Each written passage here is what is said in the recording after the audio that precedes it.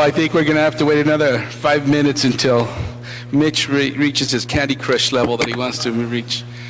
Hello, I'm Councilmember Jose Huizar. This is the Planning, Land Use, and Management Committee. I've been joined by Mitch Englander. We will soon be joined by Councilmember Cedillo. Our sincerest apologies. Mr. Cedillo and I were in a previous committee meeting with an issue that needed to be dealt with today, so we apologize for being late. Again, Mr. Cedillo is on his way. We just finished that committee meeting. So with that, if we could go through our committee, and we will note and file our agenda, known file item number 13. Are there any cards on 4? Cards? Yes, there are cards.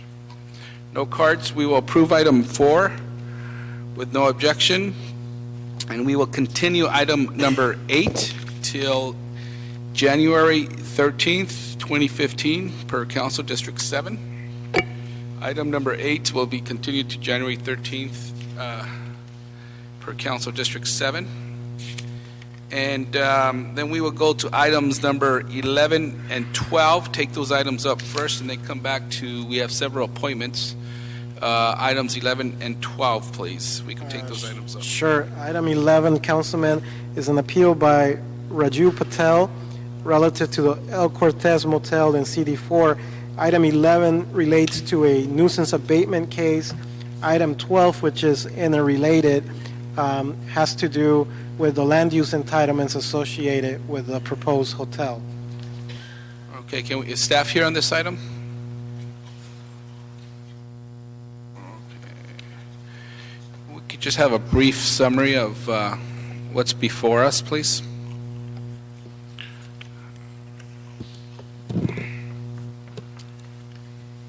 Good afternoon. Excuse me. Good afternoon. I lost my voice, so you may not hear me well. Su Cheonggi City Planning Department. I'll just make a brief presentation. This case is for a nuisance abatement application for an existing motel, El Cortez Motel, located in Van Nuys. In order to mitigate the nuisance, the city imposed 27 operating conditions in 1994. The major complaints were illegal drug activities and prostitution at this location. In order to assess the condition compliance, city required the property owner to come back within 100 days, which was due in 1995, but it never happened. In 1996, the current property owner purchased this property. According to them, they were not aware of this existing condition. So City Planning Department sent a letter notifying them about the overdue application. Eventually, the subject plan approval application was filed last year in October. It was almost 20 years after the past due. The first plan approval application was required. The property owner plans to demolish the existing motel and rebuild this project as a new motel under the name of La Quinta Motel. The new entitlement application for new motel was approved by the City Planning Commission, and the appellant's appeal on City Planning Commission's action also is on this committee's agenda today. That's item number 12.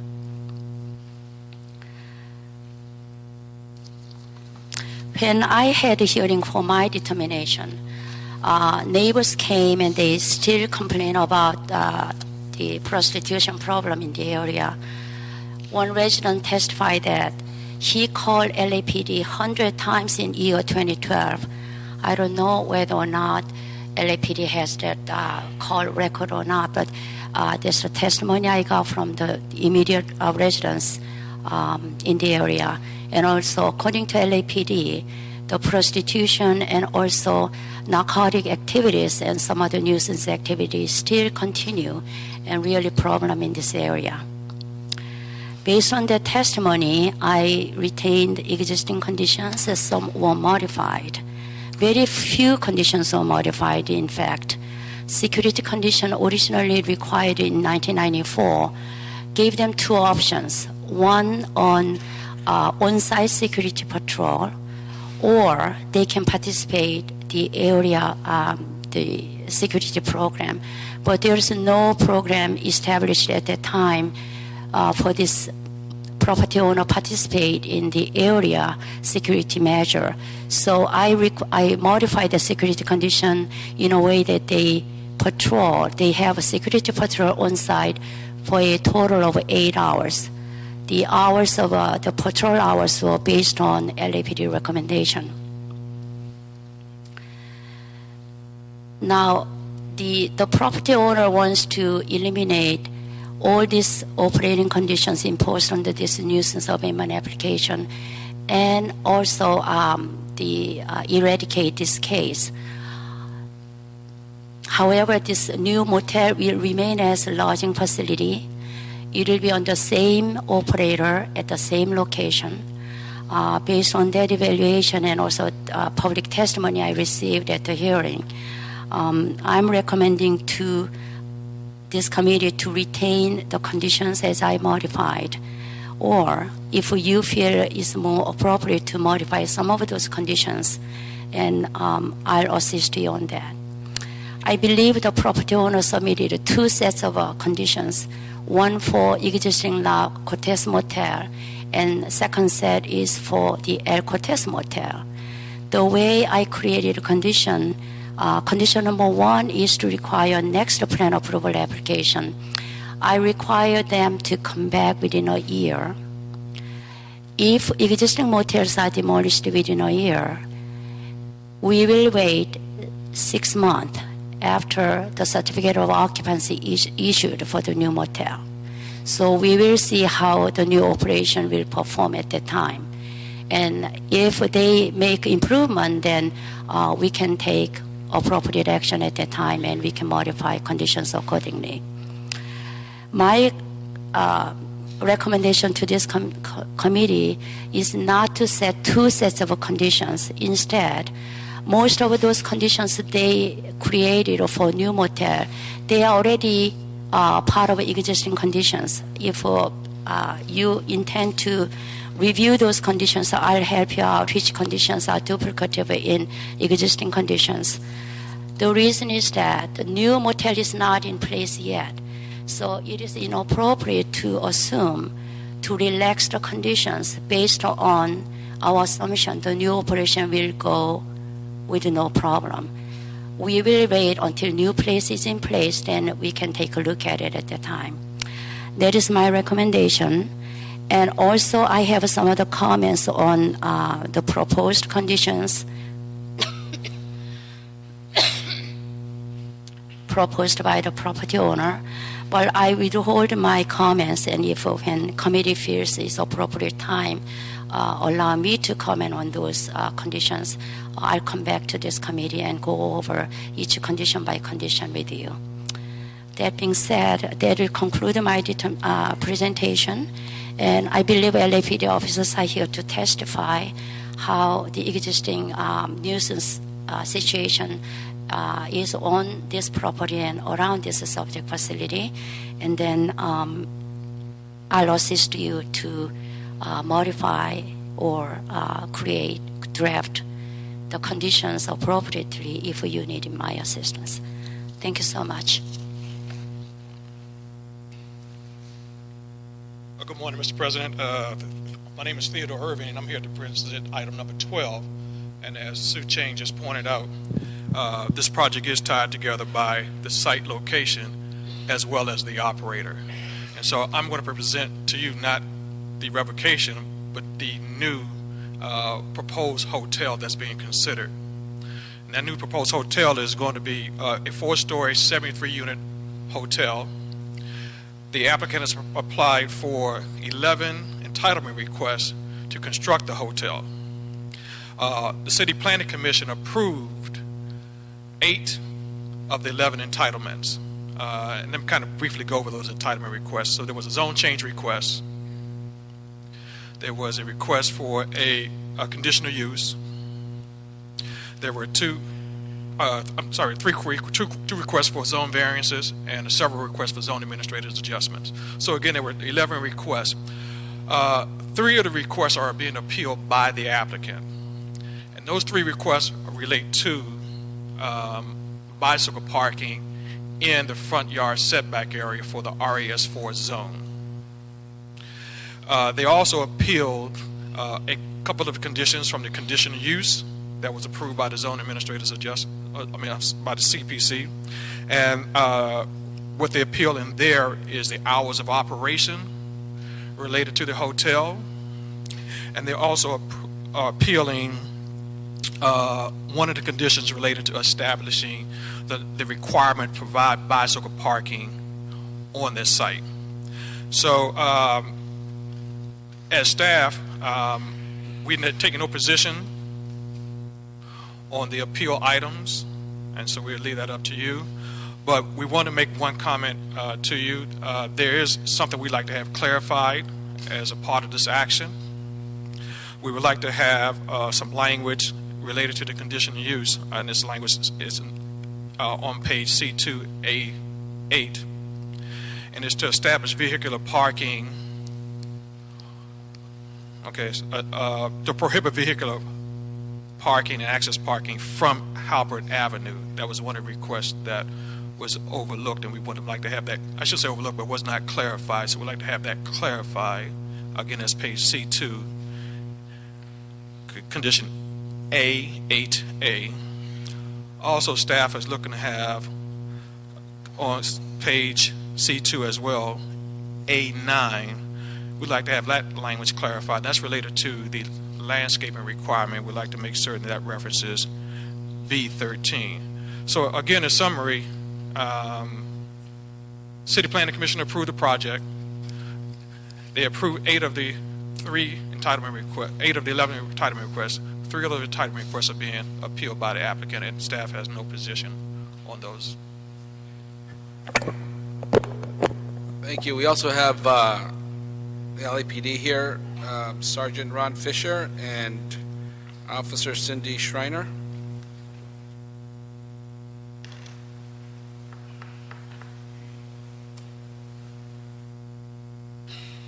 Good afternoon, council members. I'm Sergeant Ron Fisher with Los Angeles Police Department, currently assigned to Van Nuys area vice unit. I'm the officer in charge. I've been in that capacity now for 3.5 years. I have a historical perspective of the issues plagued with Sepulveda Boulevard specifically. Back in '91 when I was assigned there in patrol, so I have a clear memory of the ongoing problem with street walking prostitution along Sepulveda Boulevard. And that's the point in what I want to share with you is the ongoing battle with the street walking prostitution problem and connecting that to the motel activity as well.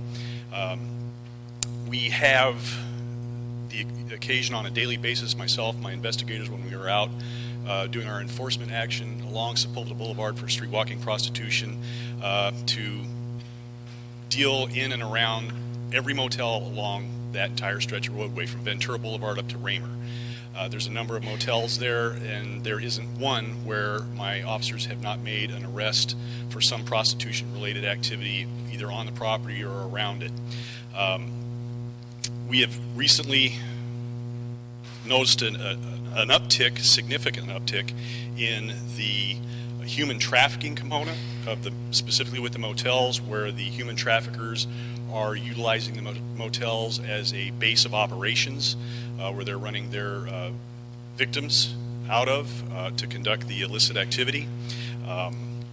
As of 2 hours ago, I had some statistical information relevant to the area of Hatteras and Sepulveda, which is the closest intersection to where the property of discussion is.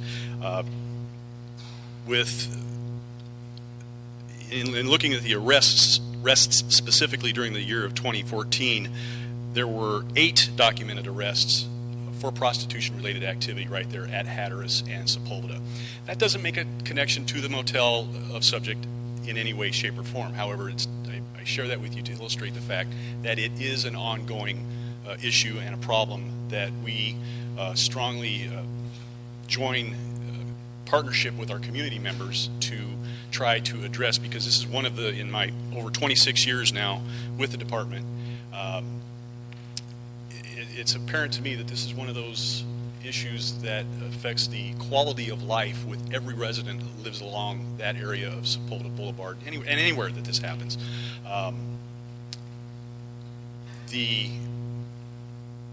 As Ms. Chang has presented, that there are conditions currently in place for the El Cortez Motel.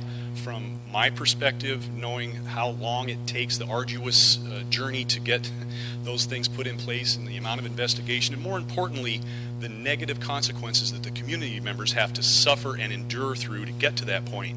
We don't want to give up ground that has been fought for lack of a better term, by having those conditions put in place. I would strongly encourage that those conditions remain in place even when the new business, if and when the new business does take over there, and then after, I would suggest, a year of operation to do a genuine analysis of any issues related to any criminal activity, and then revisit those conditions and see which ones can be done away with or modified or whatever. So I would say error in the side of caution would be the prudent course to take, and not just throw a bunch of conditions away that are in place to help help the citizens. With that being said, if there's any questions that any council members would... Any questions? Thank you very much. No. Thank you, sir. Now we have the applicant rep, Brad Rosenheim. Oh, okay. Didn't know you were here. All righty. Welcome. Hi, I'm sorry. My name is Officer Cindy Schreiner. I'm assigned to Detective Support and Vice Division, the citywide nuisance abatement section, which I've been there for approximately 10 years. We concentrate primarily on nuisance abatement businesses, properties, etc. DSVD feels that this business remains a safety risk for the community and the area due to the recent activity, illegal activity, and to the past activity.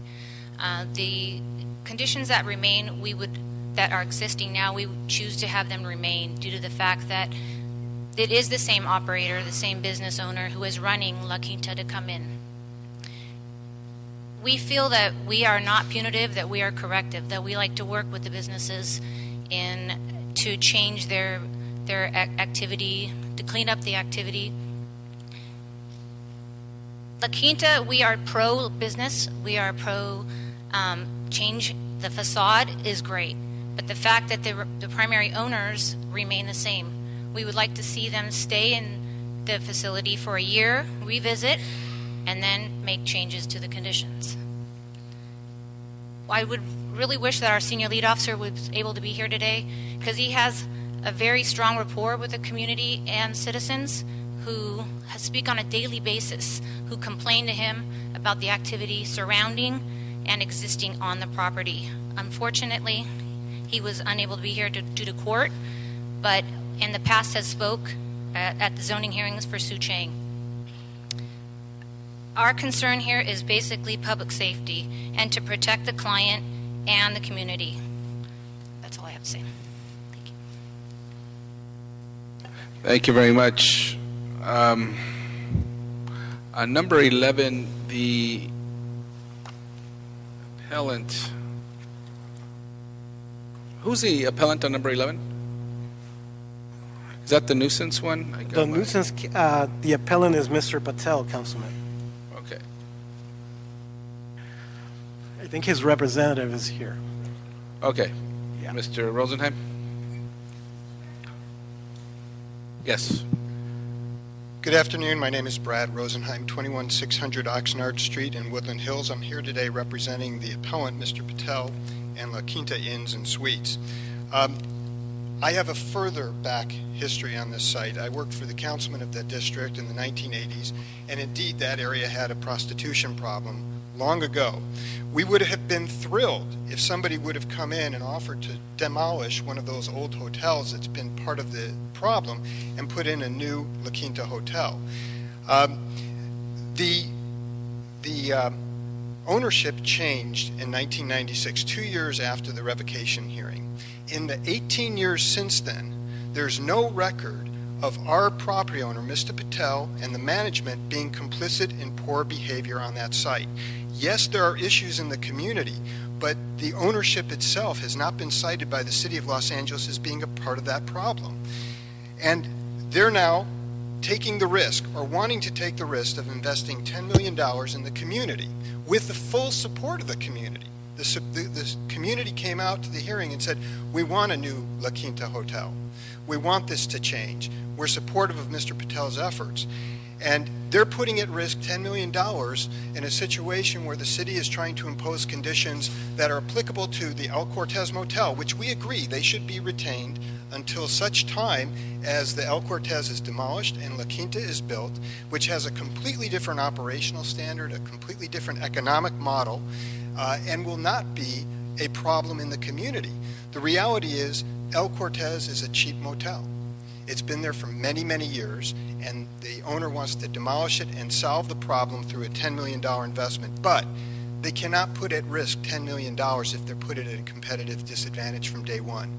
And that's where the conditions have to be changed. What we're suggesting is that the El Cortez Motel have a list of conditions that are primarily those that Ms. Chang has recommended, and that when the property is demolished and the new hotel is built, that they shift to a more reasonable, appropriate set of conditions applicable to a La Quinta hotel. It's very, very simple. It's not a problem, and it's very much supported by the community. I know I have a limited amount of time. There are some issues associated with the CPC. I just want to, the City Planning Commission action that I just want to clarify.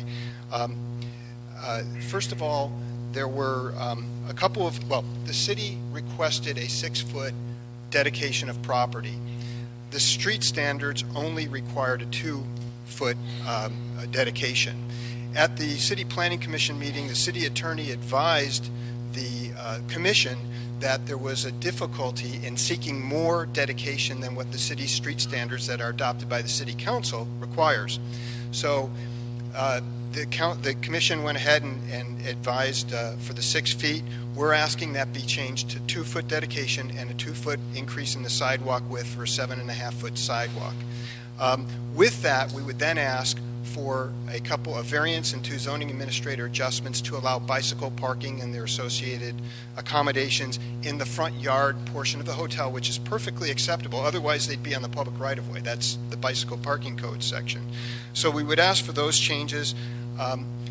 I just want to say in closing, we've worked very, very closely with the council office. We've met with the police department a number of times, and the police department did acknowledge that the ownership has worked with them in the past, and we would anticipate that continuing going into the future, but it has to be under reasonable conditions of approval.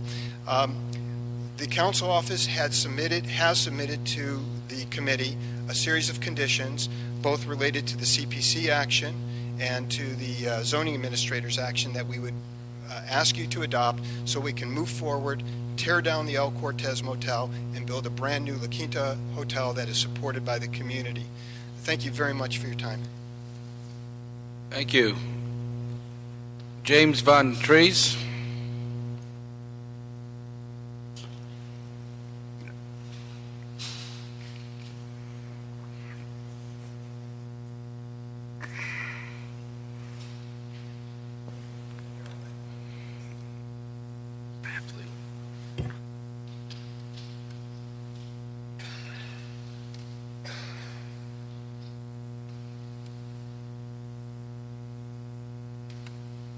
Thank you. My name is James Van Trees. I have owned a 10-unit apartment building on Halbrand for 23 years. I've lived through it all, helped some of the children get in a little bit of space than they've been, but they still gather once in a while. I've talked at length with Anthony Kabunik, who is the LAPD's senior lead officer for our neighborhood. And after a lot of thought of showing up at this meeting, I boiled it down to a couple of real simple things. And I've given the 3 council folks here a copy of what I'm telling you. First of all, about, I guess it's 13 years ago or so, the Hampton Inn, which is about 8 or 9 parcels down, I'm sorry. From one more minute for 12 as well, please. Go ahead. Sorry. You have 1 more minute, sir. I'm sorry. You have 1 more minute. We added another minute, yeah. Okay. What we arranged as far as conditions for the Hampton Inn have worked out beautifully because they're a good neighbor. And the essential ingredient is that they mind their own business, and they have to mind their own business because there is an isolation wall on the Halburn property line. No gates in it, but it's got some bars on the top, can't crawl over it. So I'm saying there's no problem figuring out what the conditions are. You just look at what we did 13 years ago for Hampton Inn and do that. Right now we have a beef with the design because they are compromising that. First thing they're going to do is tear down the isolation wall that we have, fought very hard for to have at El Cortez, and that works. We don't have a problem with El Cortez, except we're thrilled to have somebody that's in the management business move in and have a glorious new hotel. So don't make us lose our wall is really what I'm here for. We want to let Thank you. the commercial people stay in their own yard. Thank you very much. Quirino de la Cuesta.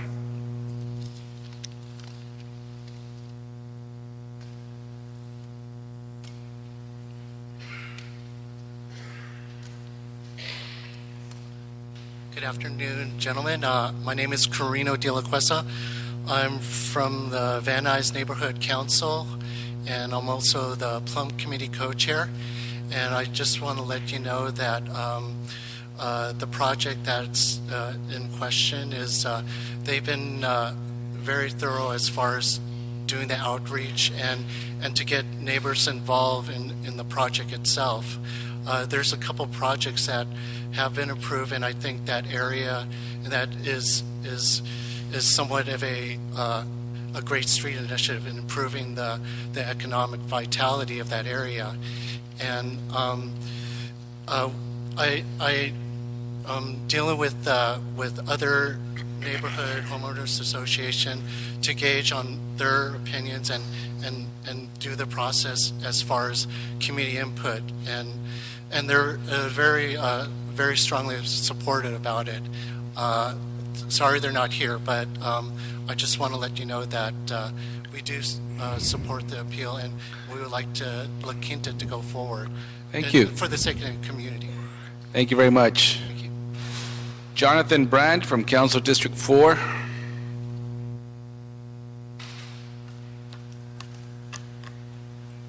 Council members, good afternoon. Jonathan Brand from Council District 4.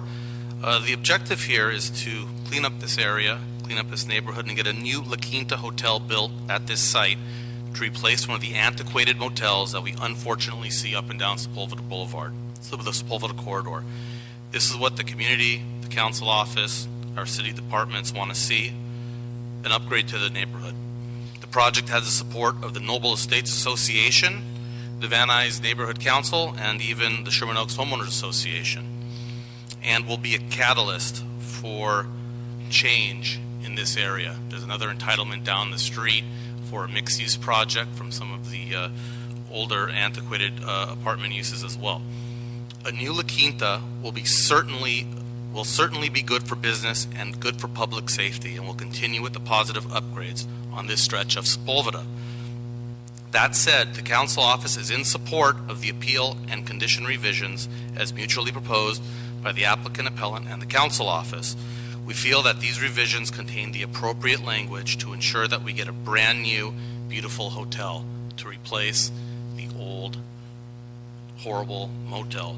In addition, the conditions maintain the revocation status even after the new La Quinta is built with revised conditions, require plan approvals where if there are any violations they could add more conditions and lay the hammer down, explicitly prohibit hourly rental, and seal off the rear of the property only to be accessed to maintain the required 15-foot landscape as it is abutting a residential neighborhood.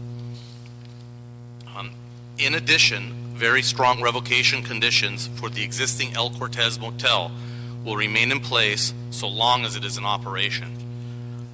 To conclude, we are in support of the appeal and the condition revisions proposed by the applicant and the appellant. Also, I want to address what Theodore Irving from Planning mentioned. The added condition in regard to the parking and the landscape have been added into that revised condition map, the revised condition document. Yes. Okay, thank you. Any questions or comments? Yes. Mr. Englander? Yeah, thank you. Just a quick comment, and I'll be brief about this. When the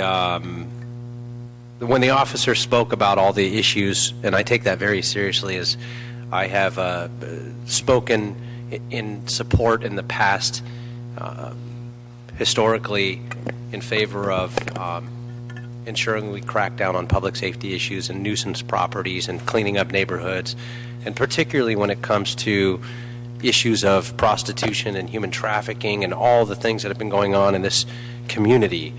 We've got to crack down and go after these operators and clean up the neighborhoods and ensure that that they're safe. Having said that, I think the officers they also said that we're here. A lot of these issues have been taking place not directly on site but around that neighborhood. I do believe in hearing what was, I think, compromised by the council office is a huge investment into tearing down that old hotel and bringing in a flagship that is going to create terrific economic investment in that corridor, but also it will sort of market out those conditions, if you will, and hopefully we'll see that spread to some of the other places and pick up the neighborhood. So we won't have a lot of these issues and these crime issues, this criminal activity. And so I believe both the applicant, the council office, and our police officers were spot on. But we've got to make that investment. I like the idea, and particularly about keeping the conditions on the existing operator until until that's demolished and they're gone and the new operator comes in. And I think that makes a lot of sense. And keeping the revocation until that can be revisited and they've had a time period in operation, I think also makes a lot of sense. And I also want to thank the folks that have driven all the way down here in the rain to spend their time and their afternoon to testify on what it would take to improve their own community, and I truly appreciate hearing them as well. So I support the council office's recommendations based on all the conversation. Thank you. Thank you, sir. Any other questions or comments? So let's move to approve the appeals with the new conditions that set forth by the Council District 4, and second by Mr. Cedillo, and that includes the item raised. I think it's included on the items, the item that was proposed by staff. That was included in the documents proposed by CD4, so we'll incorporate that as well. That'll be the action of the committee. So you know, yes, sir. That speaks as to the nuisance case, Councilman, as far as the appeal on number 12 on the land use entitlements. Yeah, we're granting the appeal with the revised conditions and findings per CD4. Okay. Yeah. As well. Okay, thank you. So, no other objections, so ordered. So we'll go to item number 1 now, please. Yes, Councilman. Item 1 is a communication from the mayor relative to the appointment of Ms. Antoinette Anderson to the South LA APC. Okay. Ms. Anderson, you here? Welcome, and may I just say a little bit about yourself and your interest in serving on this committee, this commission? Okay, my name is Antoinette Anderson. I've lived and served in South Los Angeles for over 30 years. My background is in workforce development and economic development with employment and growing small businesses. I've managed a work source center, which is a one-stop for employment and training in South Los Angeles. and just build relationships with government agencies, community, and other organizations. Great. The reason why I want to be a commission, because it allows me to still participate in my community and serve it in that area of my expertise in workforce development. Great, thank you. Well, we reviewed your background here and have seen you have a number of community-related activities, and be well served on this commission to have you there. So we'll go to public comment. We have one card, and then we'll take action. So thank you very much. Thank you. Noel Payas.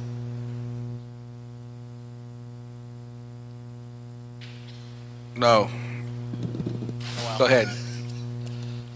Good afternoon. My name is Noel Pele. I'm with the Office of Council Member Bernard Parks. I definitely want to go ahead and commend Ms. Anderson. She has a very impressive resume.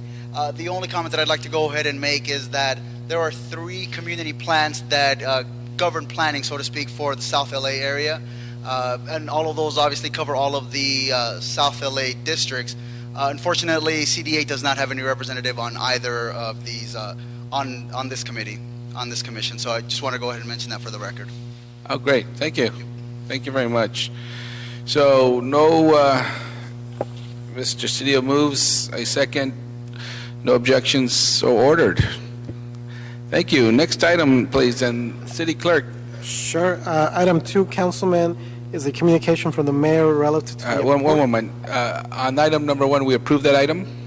When is that going to council? Ms. Anderson will be in council December 16th. Thank you very much. Next item, please. Item number 2. Yes, item 2, Councilman, is a communication from the mayor relative to the appointment of Ms. Yolanda Anguiano to the North Valley APC. Hello, welcome. And if you could just give a little bit of your background and your interest in serving on this commission, please. Definitely. Yolanda Anguiano. I've been serving my community, which is the Northeast San Fernando Valley, since 2007 in different levels, whether it be in the Mission Hills Neighborhood Council or a staff member to then Assembly Member Felipe Fuentes, and various nonprofits, Comisión Femenil, and helping with different efforts in the community to revitalize the community. So I continue to do that work, most recently as a job training coordinator. Some similarities to Antoinette is being the job training coordinator for MEND. It's a multi-service agency in Pacoima, connecting folks to jobs who are receiving cash aid. So in this capacity, I feel like it's linked to my values. It's what I want to do. It's what I want to participate in. So I just feel really privileged for this opportunity to be identified to be a planning commissioner for the North Valley area. Great, thank you. And again, you have an interesting background knowing both the city well and currently working for the California Food Policy Advocates, correct? That was since October 28th, thanks to the council that approved CalFresh Awareness Month, to proclaim CalFresh Awareness Month back in May because of the underutilization of CalFresh benefits, food stamp benefits. But most recently, I am now a job training coordinator for MEND in Pacoima. Oh, I see. Yeah, that's when I was looking at your. Well, thank you. Well, great background, and I think Mr. Fuentes, who sits next to me in council, gave it a thumbs up. So, Thank you. and then Mr. Englander says you're a Trojan, so you're well ahead here. So, thank you very much. Any questions or comments? No. Thank you for your willingness to serve, and we understand you're very busy in your regular career, but your volunteerism here is greatly appreciated. Thank you so much. My pleasure. Thank you. Moved by Mr. Cedillo, second by Mr. Englander. Seeing no objections, so ordered. And this item is in council when? This Friday, December 5th. Thank you very much. Next item. Item 3, Councilman, is a report from the Director of Planning. It's a general plan amendment and a zone change ordinance for a proposed mixed-use project in CD 8. Good afternoon, council members. My name is Christina Toyley, Department of City Planning staff. The project that we have before you is Roland Curtis Gardens. The site is located in Council District 8, located on Exposition Boulevard at a prominent location just 1 block west of USC, Vermont Avenue, and the Expo Line station. This is a mixed-use project that will provide 140 residential units, in which 90% of the units will be set aside for low-income households. The project will also include a medical service use and also a retail use. The Roland Curtis Gardens project is a TOD project that will allow a greater density located near several public transit options that will reduce vehicle trips and create a pedestrian-friendly community. At its meeting in September, the City Planning Commission unanimously approved the project and entitlements, and the City Council office also stated support during the CPC hearing. At the end of the project received a standing ovation and cheers regarding the project from 100 supporters. The project includes 5 entitlements consisting of a general plan amendment, zone change, on and off menu and affordable incentive housing incentives, and a site plan review. Under the LAMC, the only entitlement that can be appealed by the appellant is a site plan review. The LAMC also states that the appeal board must hear the site plan review within 30 days, and there is no provision in this code that allows a time extension. An appeal was filed during this appeal period. However, due to the holidays and council recess, the 30 days to hear the appeal has surpassed and expired. With that, unfortunately, the appeal of the site plan review has lost jurisdiction and cannot be considered. Decision reverts back to the CPC decision approving the site plan review. What is before you today is only the general plan amendment and zone change that was approved by the City Planning Commission. The public can comment on the project related to this. The general plan amendment and the zone change were not appealable. Staff is here to answer any questions that you may have. Thank you. Thank you very much. And what if staff doesn't want to answer questions? What do we do? Sandra McNeil.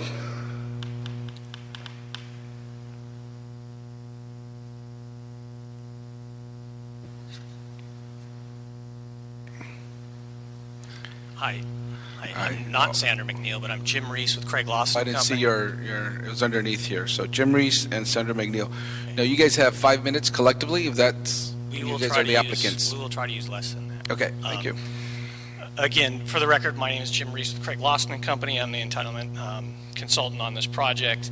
As staff pointed out to you, it's a very exciting project. It's a TOD project that's located 400 feet, by the name of a TOD. It's 400 feet from the light rail station. We have 138 deed restricted affordable units, and we have a healthcare clinic associated with it, which makes this a very unique project and one that has gained tremendous support from not only the community staff, the City Council, and the CPC. I am only here to really answer questions for you today. What I'd like to do is have Sandra McNeil talk a little bit about the outreach and the uniqueness of that process. Good afternoon, council members. Sandra McNeil, Executive Director of Trust South LA. We're a member-controlled community land trust formed as a response to absentee ownership, speculation, and displacement in the north part of South Los Angeles. We're partnered with Abode Communities, which owns thousands of units of affordable housing throughout the county and has a stellar reputation as well as in-house capacity in architecture, development, property management, and resident services. Our community engagement for the Roland Curtis Gardens project has been extensive.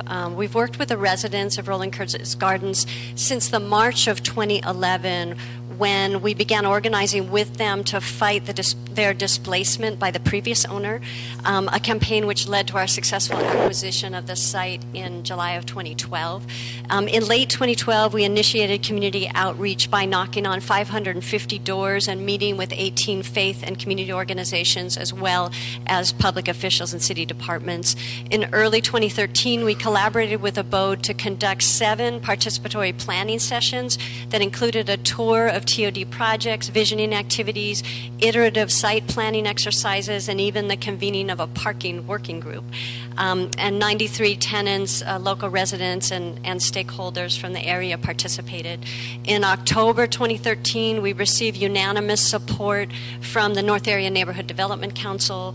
And then in response to opposition petitions that were submitted at a June 4th advisory agency hearing, our multiracial and multilingual outreach teams conducted dozens of house meetings with signers of that petition. We in fact found that 1/3 of those individuals had little or no knowledge about the project and moved to either a neutral or supportive position after learning more. So we then held an open house at Roland Curtis on September 4th that was attended by 110 local residents to provide information on the project. And finally, over 120 supporters, some of whom are again with us today, attended the September City Planning Commission hearing, where we received another unanimous vote in support of the community plans for this site. So we really look forward to your support today. Thank you. Thank you. Beatrice Guerrero, Elia Perez, and Martha Guerrero. Good afternoon. My name is Beatriz Guerrero, and I'm not against the project, but I'm against the size of a project. Our neighborhood already is overpopulated as it is, and bringing more people would, we already have problems with the parking. And with more people, it's going to be even harder for us.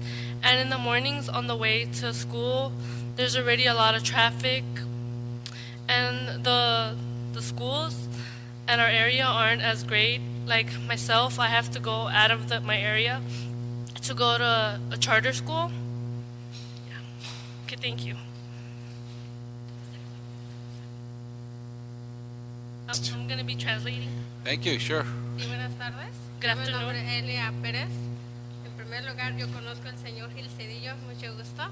Fui su voluntaria. Vengo que estoy en contra del proyecto de estarle haciendo en el Exposition y el Vermont porque hay mucho tráfico ahorita. I am against the project because of all the traffic. Por eso yo no estoy de acuerdo. That's why I'm not for the project. Queremos mejorar la comunidad y no queremos más tráfico. We want a better community, so we don't want traffic. Thank you. Gracias. Mucho gusto y gracias por escucharnos. Mi nombre es Marta Guerrero. Por el cual no estoy de acuerdo con este proyecto es porque nuestra área, si se va a mejorar, que sea para un verdadero mejoramiento. Y lo que están haciendo es muchísimo. Si fueran conscientes, solamente construirían lo que es lo mismo lugar, no aumentar mucho más de lo que ya está. Y para nuestra seguridad, ahorita está muy fea esa área y van a traer más todavía. ¿Qué vamos a hacer? Nuestros hijos no pueden caminar afuera, ni siquiera podemos salir a caminar libremente. What she said was, like, our community, we live in a very dangerous neighborhood, and she has, like, a kid, and to play outside in the neighborhood, we're frightened. There's gunshots every day. The neighborhood isn't safe. We have I have little cousins who are very young, and for me to go across the street to my grandpa's house, it's very scary because we want better for our little ones. Thank you. Gracias. Thank you. All right. Our next cards, we have about 15 cards in favor of the project. If you want to just quickly state your case as quickly as possible, or if you just want to come up and say you support the project, that will do just as fine. So that we could reserve time. We have a couple of council members that will need to leave early, and so we're trying to just preserve some time here. So we'll start off, I'll call up three at a time. Benny Torres, Father Bill Delaney, and David Mosley. Good afternoon, council members. My name is Benjamin Torres. I'm the president and CEO of CD Tech, and I've been working in South Los Angeles building leadership for about 17 years now. I'm here today as the chair of the Trust South LA Board of Directors. Trust South LA was formed in response to the displacement of local families because of the rising property values and rents we've seen over the last 25 years the displacement of African American families, and now we're seeing the displacement of Latino immigrant families from this part of South LA. And so we pursued a community acquisition strategy and control of land for our ability to preserve and maintain long-term stake ownership over the land, and for the members of our community to determine what should be developed on that land. The struggle for the Roland Curtis tenants, the struggle for the Roland Curtis Gardens tenants to save their homes is exactly the reason why we formed Trust South LA, to ensure that local families can remain in their community and can continue to cultivate their relationships, contribute to a vibrant neighborhood.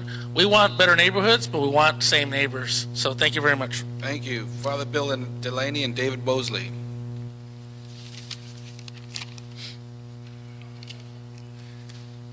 Oh, good afternoon. I'm David Mosley, 73 years old. I've been living in 17 years at Roland Curtis Garden. I, along with other tenants, became involved with Trust South LA, of our communities, who stood with us during our desperate time of need after we were being gradually evicted from the building illegally. The previous owner, Mr. Green, saw fit to get rid of us tenants to turn the building into USC student housing and to make a profit. In the beginning, we were confused, scared, and worried.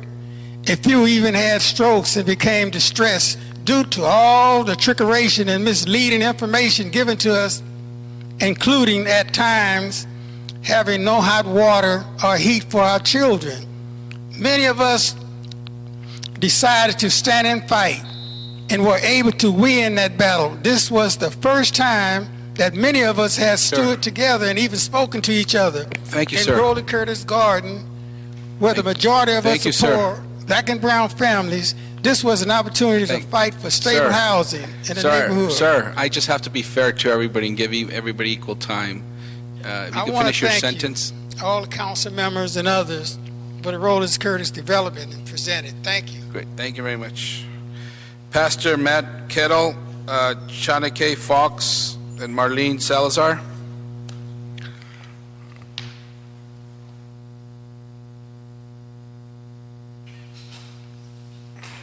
Welcome. Greetings. Thank you. Pastor Matt Kettle from St. Mark's Lutheran Church. We're located 4 blocks from the Roland Curtis Gardens apartments. Over the last 15 years, we've seen our street convert from 90% family housing to 90% student housing. We've supported the Roland Curtis effort since 2011, first hosting the organizing meetings while the tenants sought to save their homes, and then we hosted the participatory design sessions. Our community has shown its support for the project by generating 122 letters of support. Can I just ask everyone in support of the project to stand, que se levanten en apoyo? We have letters from current residents of Roland Curtis Gardens, homeowners and renters who live in the area surrounding Roland Curtis, local faith and community organizations and block clubs, citywide and countywide organizations who support our transit-oriented plans, public officials at all levels of government, federal, state, county, and local, including the North Area Neighborhood Development Council, which voted unanimously in support of our community's vision. So I adamantly encourage you to support this project. Thanks. Thank you. My name is Chauncey Fox. I'm a resident of Roland Curtis Gardens. I've been a resident since April 26 of 2013. When I began looking for a unit, I was looking for something close to public transportation. I'm a person in recovery, so I wanted to get access to meetings. The location at Roland Curtis Gardens is like a half a block away from the expo line. Shortly after moving in, I was able to find employment. What I was looking for in a property, I found in that property. So everything that South Trust has said here that they've done with the residents, they've done. I'm one of the residents that they encourage to get involved and fight so that we can keep our property once it's redeveloped. And everything that they said they've done, they've done. With respect to traffic, I'll say this. I leave out at between 7 and 8 every morning. The traffic isn't from the residents in the neighborhood. It's from people that are traveling west to east on Exposition, trying to beat the crush of traffic down Exposition Boulevard. It has nothing to do with the people that actually live in the neighborhood. And that's my comment. Thank you. Marlene Salazar, Trust South LA. I'm reading excerpts from a letter in support of the Roland Curtis project, which was submitted to the City Planning Commission by Professors Manuel Pastor of USC, Gary Blasey of UCLA, and Peter Dreyer and Regina Freer of Occidental College, none of whom were available to attend today's hearing. dated August 27, 2014. Colleagues, we deeply respect have suggested that the development will concentrate low-income residents in an area which has poor educational opportunities, and that this will deter their ability to advance economically and socially, and so be potential violation of fair housing law. While we cannot speak to the legal issues involved, this particular project has some specifics that make the argument a poor fit. The first is that the project will maximize economic, social, educational opportunities for the residents, partly because Roland Curtis Gardens sits immediately adjacent to the new Metro Expo Vermont station. This makes the location prime for helping to advance economic opportunities for the future Roland Curtis residents. Our simple point here is that the general arguments about housing-related opportunities need to be counterbalanced by an actual analysis of the site, including transit access, employment possibilities, housing market futures, and the full range of educational opportunities. Thank you. Thank you. Benny Davenport, Otto Moreno, and Paula Williams. Benny Davenport, Otto Moreno, Paula Williams. My name is Benny Davenport. Yes, sir. I am an executive director of a youth center in the community. The kids at the Roland Curtis Project comes to the center for educational resources. I think that it would be a tremendous feather in the cap of the committee to okay this project. The project sits in the middle of an educational center there at USC. It would be a great help in improving the educational gap that is said to exist between our kids and the national average. I hope that the committee will consider this project as an asset and part of a national movement. Thank you for your time, and I hope you support the project. Thank you, sir. Hi, good afternoon. My name is Aaron Moreno, and I have 14 years at the Bulno and Torinai place. I was at home one day, and a lady asked me about the problem in my neighborhood. I feel happy about that question because in 14 years nobody had asked me that question. I asked it by myself.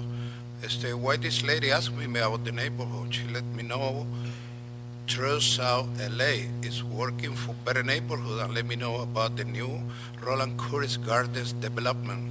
I didn't know about this organization. At that moment, I was happy to know at least one organization take care of my neighborhood. If there are no voice for the neighborhood, who even knows we exist? I am glad this organization exists, and I hope it never disappears. We need a bridge that connects neighborhood and build community, and that happened in our monthly Expo Vermont neighborhood organizing meeting. I express my full support for the new Roland Curtis building. Thank you, sir. Thank you. Good afternoon. My name is Paula Williams, and my family and I have lived directly across the street from Roland Curtis for over 30 years. And I was really surprised that anyone would oppose affordable housing. Me being single, I struggle to pay my rent every month, as do some of my neighbors. So I really think this would be an asset to the community, and I truly hope that you support Roland Curtis. Thank you. Thank you. Hillary Norton, Alex Bartstrosov, Angelina Jimenez. Alex from LACBC had to leave, so. Oh, there you go. Why don't you go ahead? Oh. Alec. What just happened? Oh, we're just switching. I'm giving him Oh, okay. That's okay. All right. Okay. Sorry about that. My name is Alec. I'm with the Los Angeles County Bicycle Coalition. We strongly support this project, which will provide much-needed affordable housing near transit and jobs. Trust South LA has been a pioneer in integrating affordable housing and affordable mobility, which are two of the biggest strains on Angelino families' budgets. For the past 2 years, LACBC has partnered with Trust to engage the community about mobility barriers, which helped LA DOT secure over $1 million for improvements for walking and biking around this project.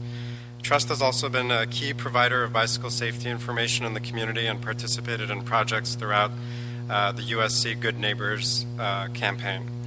We know that Trust's direct engagement with residents has also informed the project's design, which includes features that will provide residents with affordable options to get around, new bikeways, car share, and nearby train and buses. This is a great project and a great location for it. We urge you to support it. Thank you.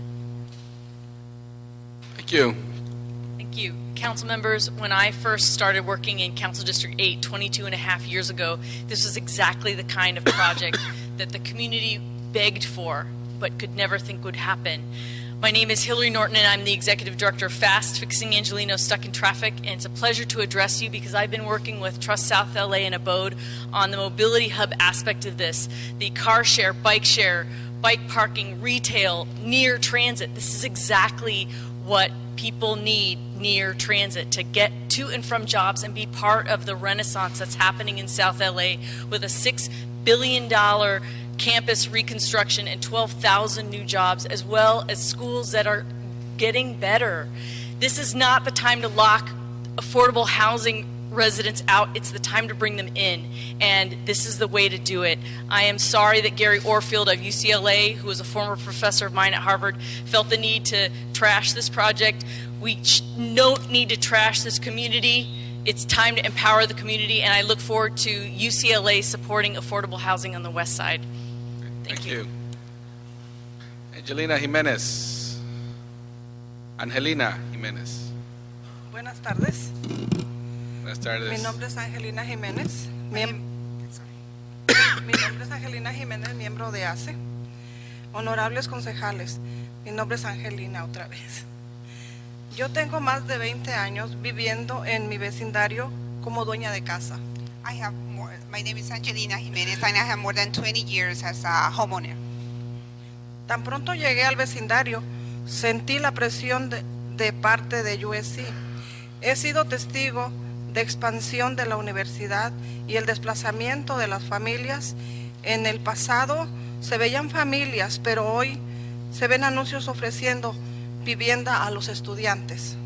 As soon as I arrived to the neighborhood, I feel the pressure from the USC, and I witnesses of the USC expansion and the displacement of the families. In the past, we see families, but now you see offering houses for students.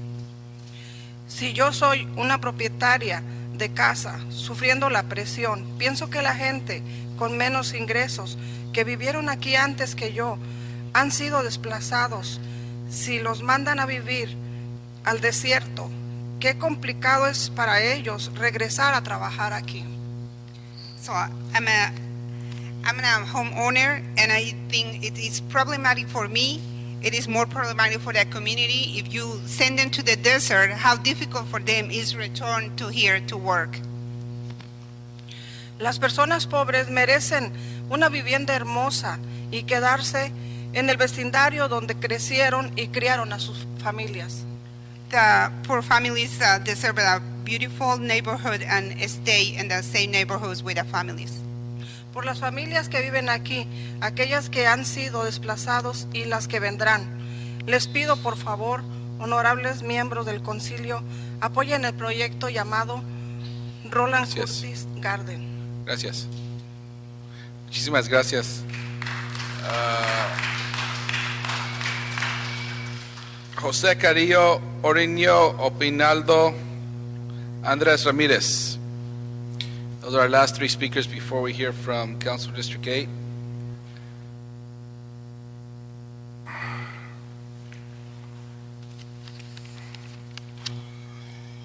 Buenas tardes, honorables concejales. Mi nombre es José Carrillo y soy dueño de casa. Vivo más de 30 años en el 3857 Sur Woodlawn Avenida, a 2 cuadras de Ronald Curtis. Good afternoon, Council Member. My name is Jose Carrillo, and I have more than 30 years as a homeowner living in 3857 Budlong Avenue. Yo sé del plan de remodelación de Ronald Curtis porque una señora asociada con esta organización Church South Los Ángeles visitó en mi casa para hablarme sobre estos planes. Gracias. Okay. Muchísimas gracias. Thank you. Moreno Opinaldo. Good afternoon. I, Orino Opinaldo, a 65-year resident near Roland Curtis Gardens, a homeowner and a 25-year choir facilitator, saw the displacement of 1,000 families at St. Agnes. I was horrified how corporations put money over hardworking people. Then I connected to the displacement of many students when I taught at Gardner Elementary in Hollywood because of rapid transit. Only when Blessed Sacrament Church and several synagogues organized that affordable rent happened, but gone were many hardworking families. I saw displacement in Boyle Heights, but the money-hungry tried to use the historical Mariachi Plaza for their benefit alone. What amazes me that the Roland Curtis Garden community came up with a plan, and now we have gentrified, money-hungry corporations waiting to displace more people without educating the homeowners. I support this, and I hope you do too. Thank you, sir. Andres Ramirez. No Andres Ramirez. You had to leave. Where'd he go? Noel Payayas.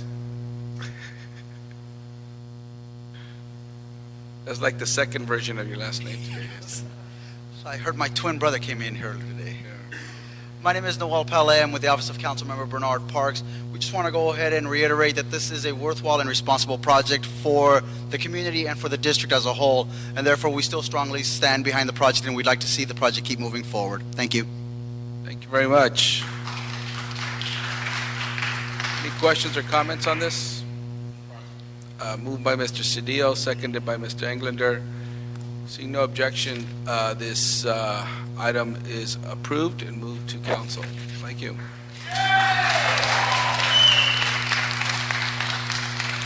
Now, Mr. Cedillo will take the chair, and he will call on item number 5. Thank you.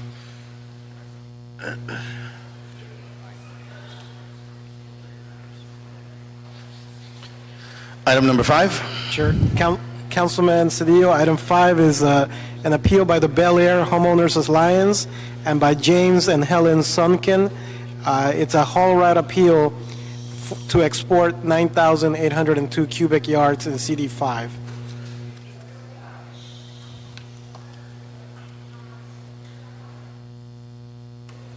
Shh, can you please be quiet as you leave? We've got business here. Good afternoon, council members. I'm Cora Johnson, Board Secretary for the Board of Building and Safety Commission Office. We had a haul route for 10830 West Chalon Road on October 28th to export 9,802 cubic yards from the project site. The MND prepared by City Planning was adopted by the board, and the haul route was approved. They did add one condition to provide truck placards in the trucks to identify the job. I don't know if you have any questions for staff. No questions for staff. Okay. Who do we have? Owner rep first. Michelle Sunday Kapoor. She's the applicant. I'm the applicant's representative. I've submitted a card. I'm going to speak in her place. You have up to 5 minutes. You don't have to use it all, but you can take it if you need it. Edgar Kaladian with Mayor Brown. On October 28, 2014, the Board of Building and Safety Commissioners approved a haul route permit authorizing the removal of approximately 9,800 cubic yards of dirt from the applicant's property to build an approximately 7,000 square foot house. 2 appeals were subsequently filed, one from the Bel Air Alliance and one by Mr. and Mrs. Zucken, the adjacent property owner. The appellants request that the city prepare an EIR or even update the existing MND that the city planning department prepared for a haul route permit is not legally supportable and is without merit. We respectfully request that you uphold the board's approval. We submitted a letter addressing the appellant's points in detail, so I will highlight only a few key facts. The facts are very simple. The applicant has proposed to build a single-family house on his property that complies with the city's municipal code, including the Planning and Zoning Code and the Baseline Hillside Ordinance and the city's building code. The applicant has not requested a single deviation or variance from the city's rules and regulations. The only discretionary approval is a haul route permit. To that end, the applicant has agreed to limit the hauling to between the hours of 9 a.m. and 3 p.m. to avoid peak hour traffic periods, no hauling on weekends and holidays, and employing a minimum of 3 flag attendants, each with two-way radios, to assist with coordination of the haul route. These restrictions create an extremely conservative method of removing dirt from the property, which mitigates all potential impacts. The appellants have failed to raise a fair argument, supported by substantial evidence, that the city must prepare an EIR for a haul route permit. In evaluating whether substantial evidence supports a fair argument that a project may have a significant effect on the environment, the city must base its determination on the entire record. Arguments, speculation, unsubstantiated opinion or narrative, clearly inaccurate or erroneous evidence, and evidence that is not credible, do not constitute substantial evidence. The overwhelming majority of the alleged evidence that the project would cause a significant impact is evidence that the Alliance used to appeal another project, which is located on Soma Way and which will use different roads for that hauling. For instance, the memorandum submitted by the Alliance for this project regarding the amount of dirt that would be removed from the property, the traffic analysis, and the fire safety letters are all for the Soma Way project, not the project you are considering today. The Alliance cannot recycle analysis, which by the fact is incorrect in the first place, and provide declarations from an unrelated project. This is not evidence, yet alone substantial evidence. The Zucken submitted an air quality report that concluded the project could have localized construction air quality impacts during the grading, excavation, and foundation phase. However, the analysis incorrectly assumed a larger construction period, which renders the conclusions worthless. The MND that the city prepared conservatively analyzed the potential impacts of exporting 9,800 cubic yards of dirt from the property. At the end of the day, you have a property owner who simply wants to build a house on his property, a house that complies with all of the city's rules and regulations. Based on the record in front of you today, we respectfully request that you recommend approval of the haul route permit and adoption of the MND. Thank you much, and available to answer questions. Thank you. Let's hear from Mr. Resnick.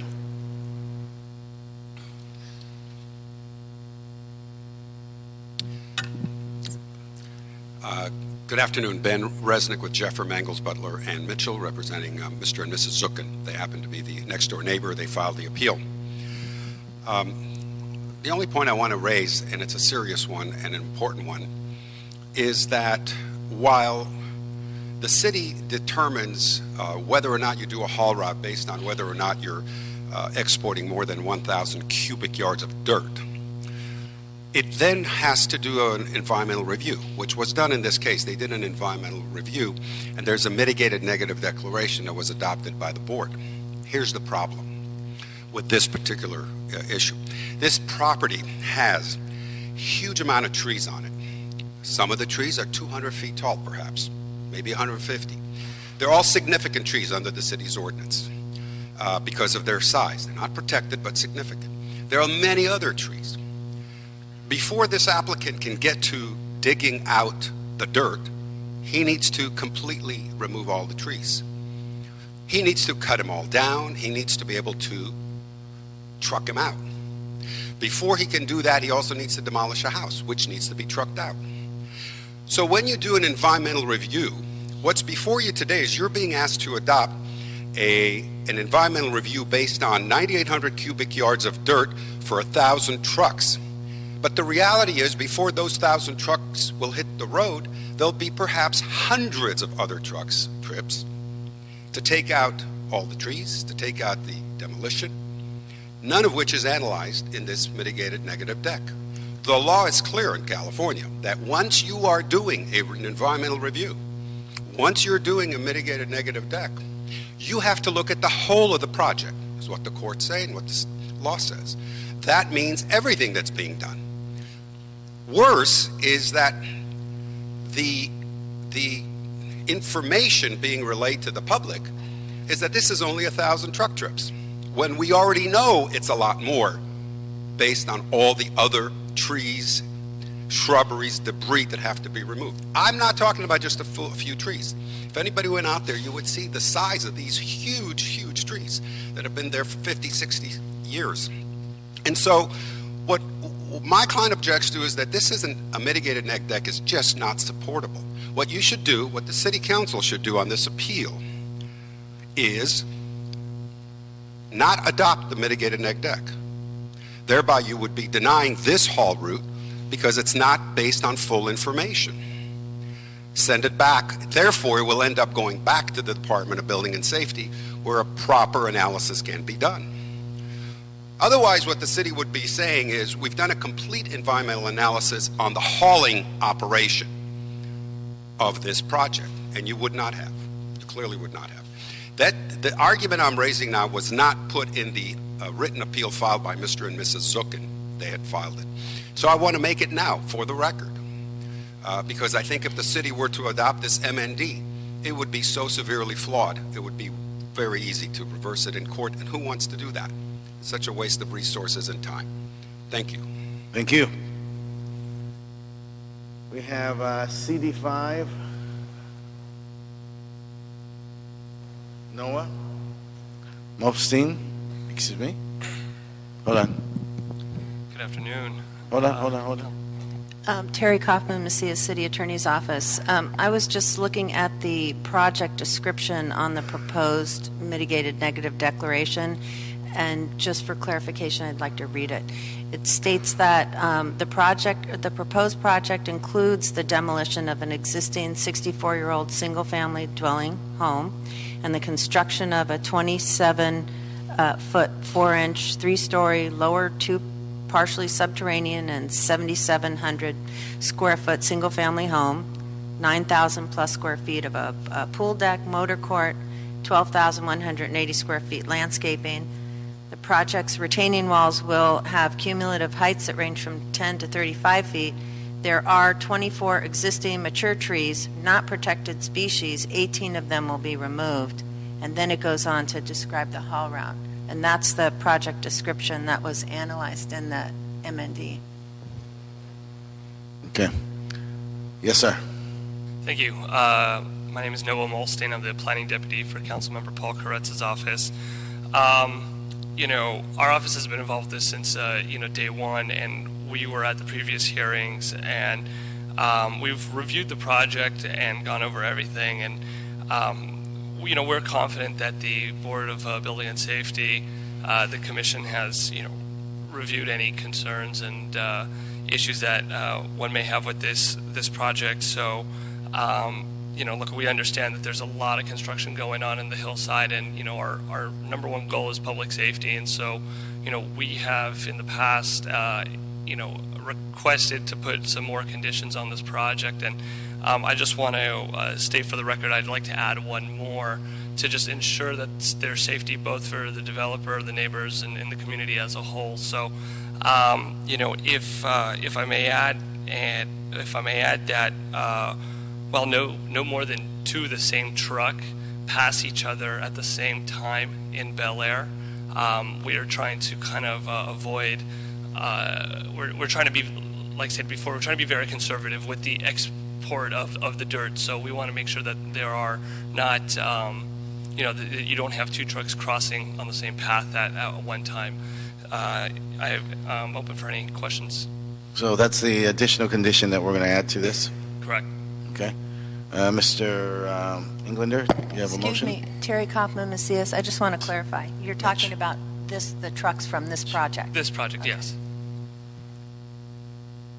You have a motion? Councilman, Yes, there's sir. also a second appeal that was filed on this case. I'm not sure if there's anyone here from the Bel Air Homeowners Alliance.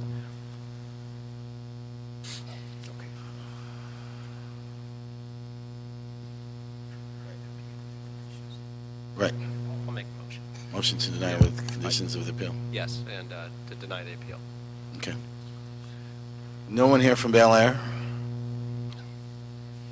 Okay, so we're going to, you have a motion, Mr. Englander? Accept the conditions. Okay. Accept their conditions. So the motion to deny the appeal, accept the conditions stated by CD5. For the record, motion passes. So be the order. Thank you. Item number 6. Item 6, Councilman, is an appeal by Randall Lee, Stella Jung, Ellen Evans, and Audrey Hanneman, and this has to do with a building, a haul route to export 12,148 cubic yards in CD4. Staff, please join us. Good afternoon again. Cora Johnson, Board Secretary for the Building and Safety Commission, 9366 West Flicker Way. The haul route was heard on October 28th to export 12,148 cubic yards from the project site.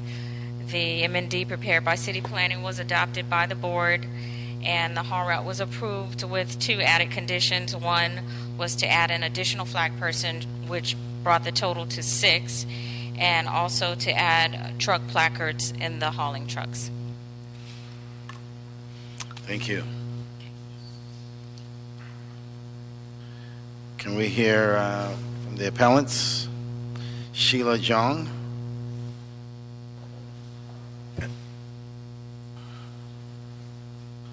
Followed by Ellen Evans. Right, and you have 5 minutes to share. Do you mind if I go first? I'm Ellen. I'm sorry? Do you mind if I go first? I'm Ellen. Do I mind if you go first? I called you first, didn't I? Okay. Good afternoon, council members. Thank you for the opportunity to address you today. My name is Ellen Evans, and I live at 1320 North Doheny Drive. Doheny Drive is a steep street. The maximum grade north of Sunset is 15%, and the maximum grade on the haul route for the Flicker address is 11%. In the first 6 months of the year, the Department of Building and Safety received requests to move over 50,000 cubic yards of earth in our area. This requires thousands of truck trips, but the number doesn't include all the dump truck trips because, as you know, quite a lot is exempt from the approval process, as are all trips by concrete trucks and other heavy vehicles. Recently in Beverly Hills, a dump truck went out of control, possibly due to brake failure, and killed a police officer. Then 2 months later, a concrete mixer lost control with the same result. In the wake of these accidents, the city of Beverly Hills put a moratorium on hauling in Truesdale and came up with a set of regulations designed to improve safety. Our street is similar to Loma Vista Drive where the accidents occurred, so a few of us went to the Department of Building and Safety and asked them to adopt more rigorous safety measures for hillside hauling, including third-party truck inspections and secondary braking systems. The commissioners stated that it was not within their jurisdiction to regulate trucks. If this is true, it would mean that nobody who has the discretion to approve haul routes can look at truck safety. So we're here to ask you to take care of what to us is clearly a hazard. I know that in construction there is always the push to do more and to do it faster. One would have to be extremely naive to say that all the trucks going up and down the hill are well maintained, properly loaded, and driven by appropriately skilled, extremely cautious drivers. Our observations do not bear this out. In addition, if this were the case, the accidents on Loma Vista wouldn't have happened, and the numerous fatal cases of brake failure you can easily find on the internet wouldn't have happened. It's incumbent on this body to make sure that no more haul routes are approved without the great city of Los Angeles stopping and taking a minute to figure out how to make sure this building boom can run its course without any more death or serious injury in trucking accidents. Thank you very much. Thank you. Ms. Jong. Hello, good afternoon. My name is Stella Jong, and I live at 1339 North Doheny Drive, near the intersection of Cordell Drive. My husband and I, along with our 2 children, have lived there for a little over 5 years. We love the tranquility and beauty of our hilly neighborhood, but recently we have become increasingly alarmed by the tremendous risks to public safety because of the explosion of construction on the bird streets above our neighborhood. The situation is so bad that I am afraid every time I take a walk in the neighborhood or exit my driveway that a large construction vehicle will lose control, as happened tragically on 2 occasions in the past year. just a few blocks away on Loma Vista in Beverly Hills. We strongly believe that the Board of Building and Safety's approval of the proposed haul route should be reversed for 3 reasons. First, at the hearing, we asked that the board consider safety measures that the City of Beverly Hills placed on the haul routes in the Truesdale area, such as additional safety precautions for haul trucks. The board first claimed it had no power to impose such conditions, but when challenged, the board and staff acknowledged that they had never really considered such measures, and the board then asked the staff to prepare a report on whether the Beverly Hills safety measures could be imposed. We asked the board to defer the haul route application pending the staff's report. Yet, shockingly, the board simply ignored our request, and the board's refusal to even consider whether additional safety measures were warranted reflects an outright abdication of its role. Second, we suggested other safety precautions, including measures to mitigate traffic safety. Yet the board either ignored our suggestions or claimed such precautions were not their responsibility. Indeed, Commissioner Javier Nunez even said that if we had a concern about the safety of a haul truck, we should call the CHP. This committee, this council, should not allow this kind of point the finger at someone else attitude demonstrated by the board. If it's not the board's responsibility, then whose responsibility is it to ensure public safety and that all appropriate safety measures are in place? If a runaway truck kills someone, is every city agency going to disclaim responsibility? Third and finally, the board's decision was tainted by bias, conflicts of interest, and sexism, as our appeal explains.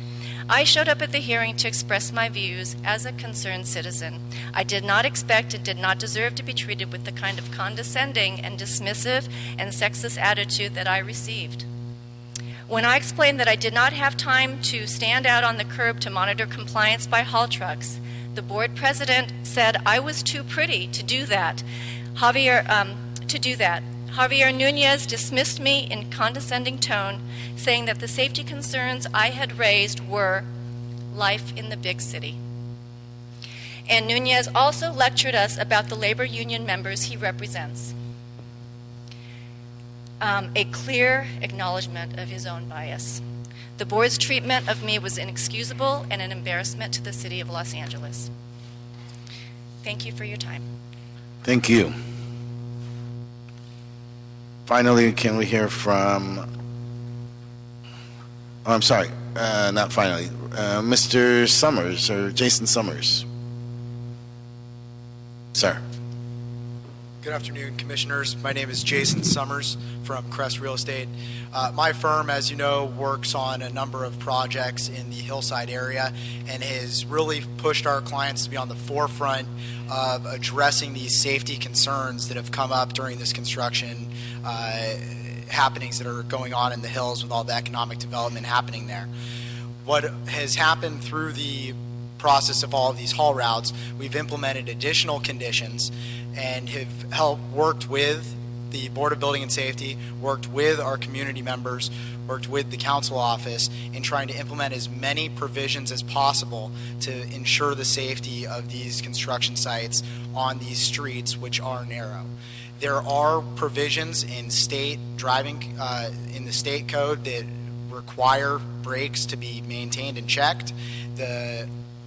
So that is happening on these trucks that are hauling in the hills. We've also now had an appointed haul route monitor to what this area is deemed, which is the Bird Streets and the Hollywood Hills, and that person is making sure that the safety of all of the vehicles driving around the area and the way that they are packing the materials into the trucks is mitigated on the sites. What we are also doing is we're not allowing more than one truck on our projects to be on the streets at a single time.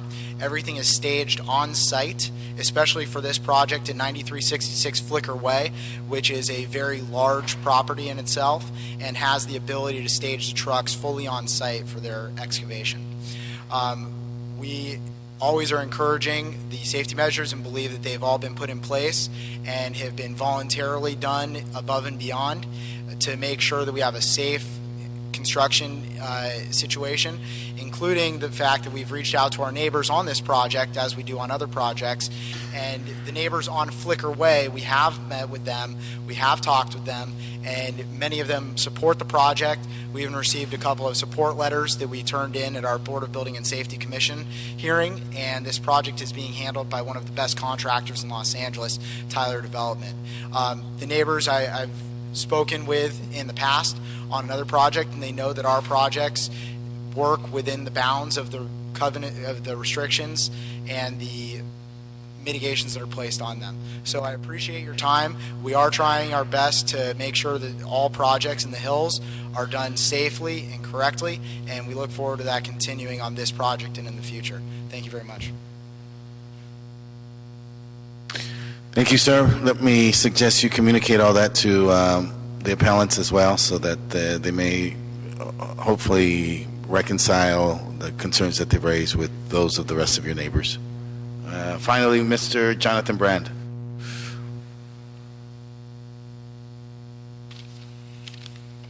Council members, good evening. Jonathan Brand with Councilman Tom Abanja's office. This area has indeed seen quite a bit of construction in the last real estate cycle. It's mostly mid-modern homes, and it's like the hottest thing. And people coming, paying cash for properties. It's really unbelievable what's happening here, and there is indeed a lot of construction. I mean, we share the concern of really everybody involved, including the community. Now, we've been working with Building and Safety. They have implemented the haul route monitoring program and a monitor that's in the area. I know that they gave a more detailed description. Bob Steinbeck gave a more detailed description of what the program is last time. We are updated weekly, sometimes twice a week, as to what is going on at each site, not just ones that have haul routes, but also properties that are under construction that don't have haul routes, that have no conditions, no M&D. So we are relying on them to be on it. In addition, the LAPD, the senior lead officer, and the local traffic area district is monitoring that area more to enforce traffic regulations for all vehicles, construction and otherwise. Also, we've been working with DOT to get more red zone and no parking signs at certain locations and pinch points. So that said, we're doing as much as we can do, and we'll continue to do more, and we recommend denial of the appeal. Thank you.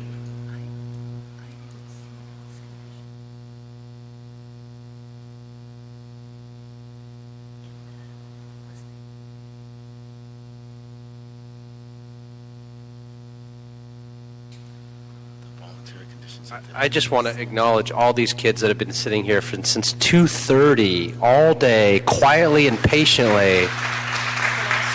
Because I'm just sitting here in awe as a father myself. Like, yeah, these kids deserve a round of applause. Whatever they're here for, they deserve a round of applause. That is awesome. You guys are fantastic. Jonathan, 1 second.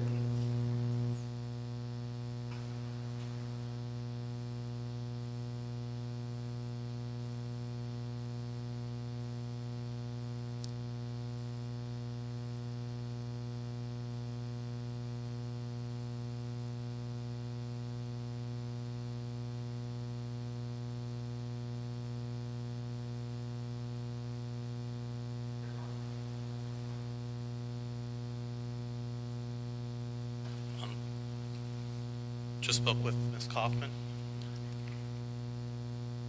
So the applicant mentioned different conditions that they're doing, and we'd like to have those conditions added in. I don't believe that they are in the actual haul routes, and since they asked for them and they agreed to them, we'll put that in.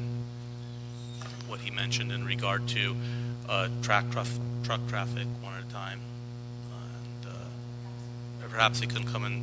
Terry Kaufman, Mesilla City Attorney's Office, perhaps he could give a list of those conditions to you and to the clerk so they could be added into the... Yep. Maybe. Why not? They're going to do it anyways. Thank you. So you guys got that?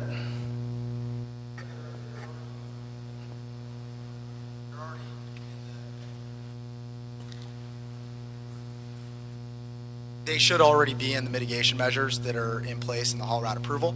If there are any additional that are not in there, we're Okay, maybe you can work with the council office and make sure then that the ones that you just mentioned are all included.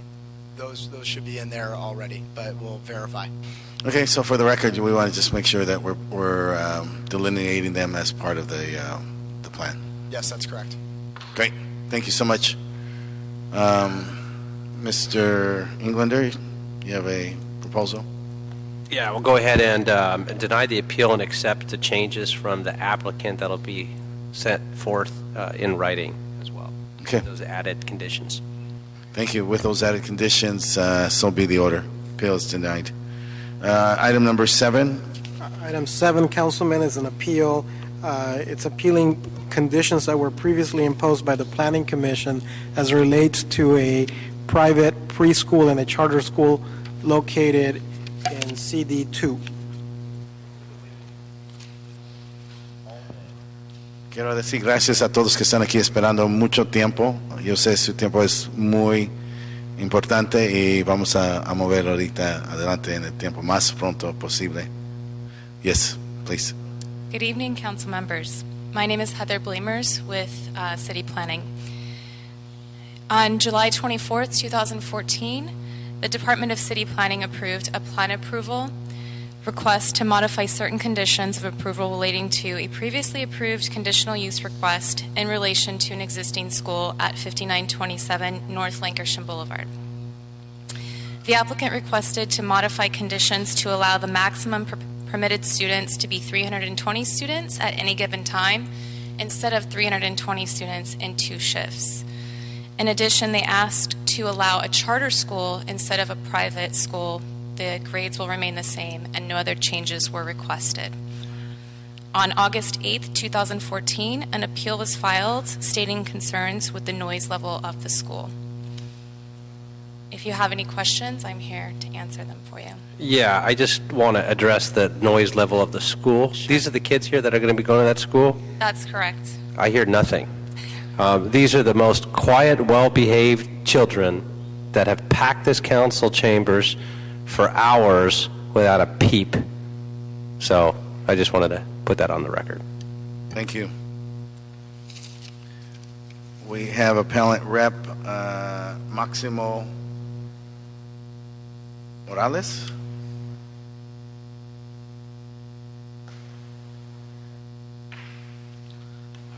Good evening.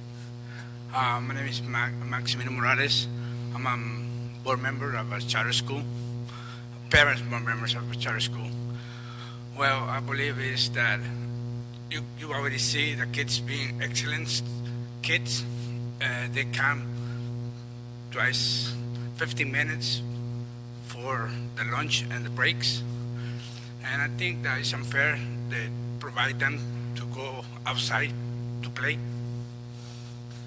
So I'm against that. I think the noise that they complaining about it is about Lancashire and Oxnard is the most traffic boulevard and beside Oxnard Street. So, thank you. Thank you.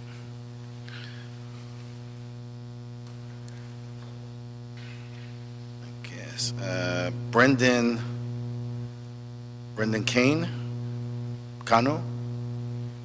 Brendan, young man, come on up here.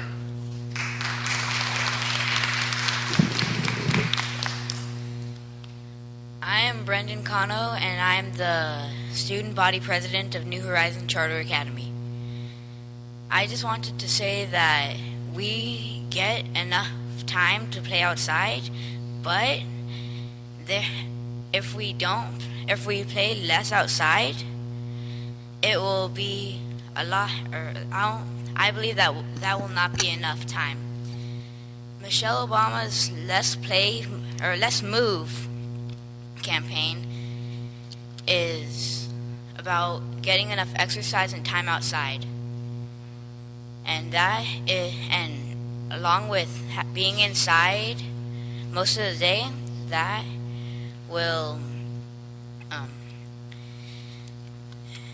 that will help. Being outside will help us get all the energy out because we're only out for about an hour a day. Thank you. Brandon, thank you very much. You've been very, very impressive. Timothy Mcdermott.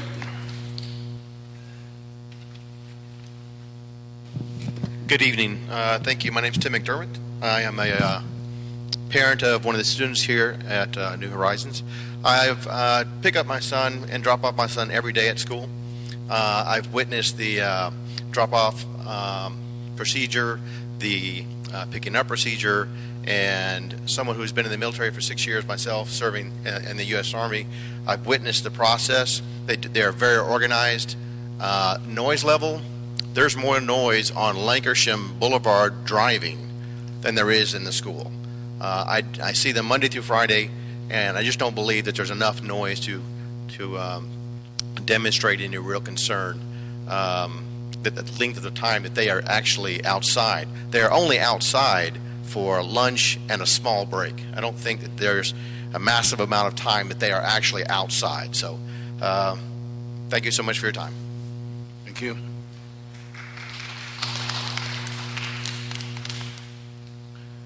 Do we have CD2 here? You want to come and give us some guidance? Those are all the public cards? We've got... Yeah. Let's see here. 1, 2... No, they'll show up in support. They're all from the school? Yeah. So everyone who's here who's been waiting patiently, you can speak, but it would help us move this forward if we would just get all your support by just all in favor stand up. ¿Todos están en favor? Por favor, levántese. Okay. Bien claro, está bien por todos. ¿Todos están en acuerdo? ¿Sí? Ok. Gracias. Nosotros vamos a mover adelante, vamos a hablar con el director de la oficina y vamos, sale. Gracias, todos. Yes, thank you. Thank you, Mr. Chair. Doug Vinson speaking on behalf of Councilman Parker. Hold on. Oh.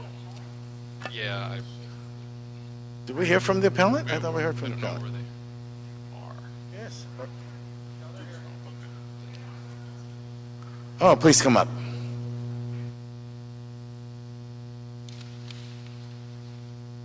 We have Harash Kalra.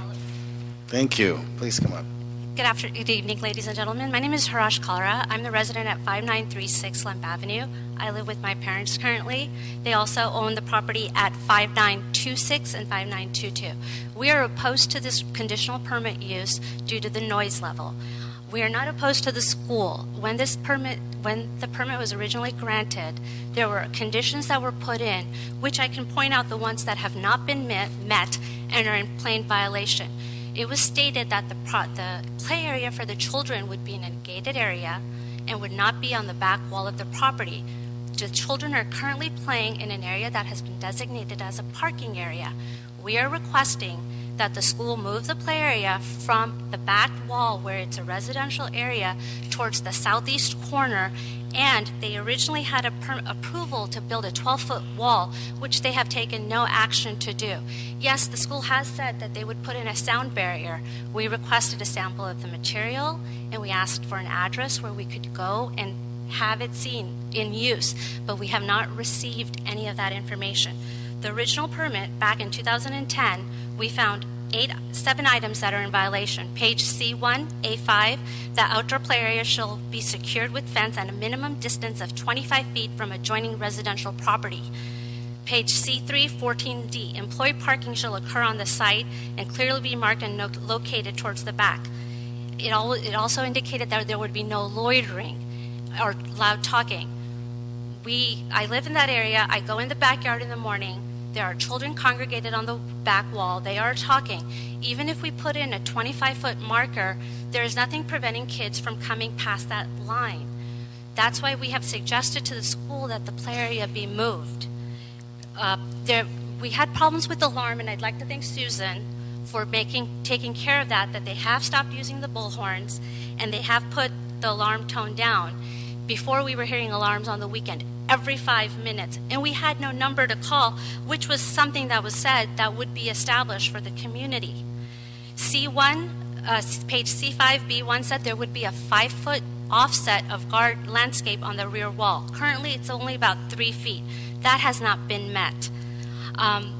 C5B3 refers to the loitering, and at that point, that is the reason we would say that the conditional use permit that was put forth on July 24th not be granted, and that we request that the original conditions be met before we consider this.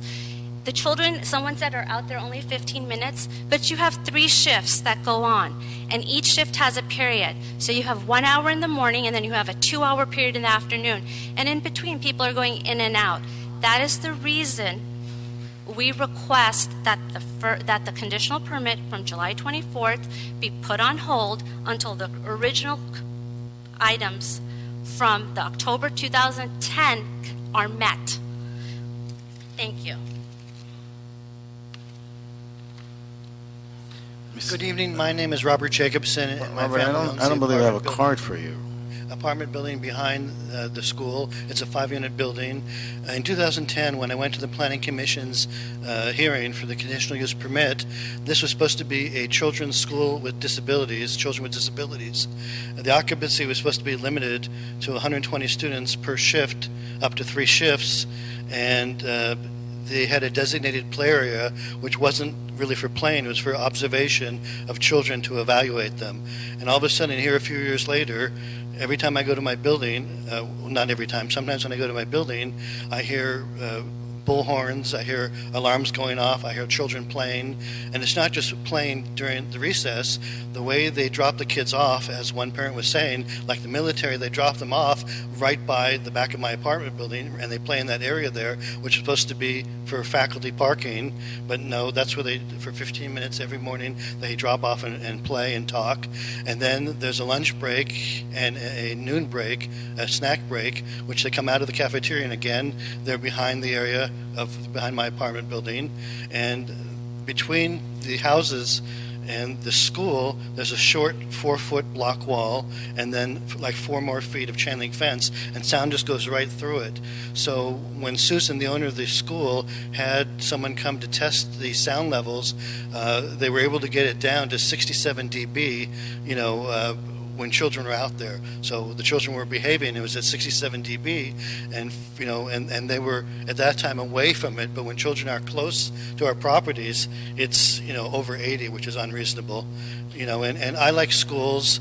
It's just their play area is right behind where our houses and apartment buildings are, and they only use 50% of the property for structures. There's another 50% that could be reworked, and the students could be away from dwellings and buildings, and we're all for that. And if they could do that, that's great. But in the meantime, it's affecting everybody, and I've lost a tenant because of the noise. Thank you. Thank you. Now we can hear from Mr. Mensman. What's your pleasure, sir? Sorry about that. Again, good evening, Chair and Council members. Doug Mensman speaking on behalf of Councilman Paul Krikorian. I appreciate you, Councilman England, are acknowledging the kids and the patience with which they've sat there. Part of this whole exercise today was coming down, trying to experience and see a civics lesson in action. I think this is a great day for that. The appeal before you is about noise attenuation, as you've kind of heard. I had circulated a suggested addition to an existing condition on the grant from 2010 that the Planning Commission instituted, which is condition number 21, which is noise. Currently, outdoor bells and permanently fixed PA are prohibited, and the school does not have those.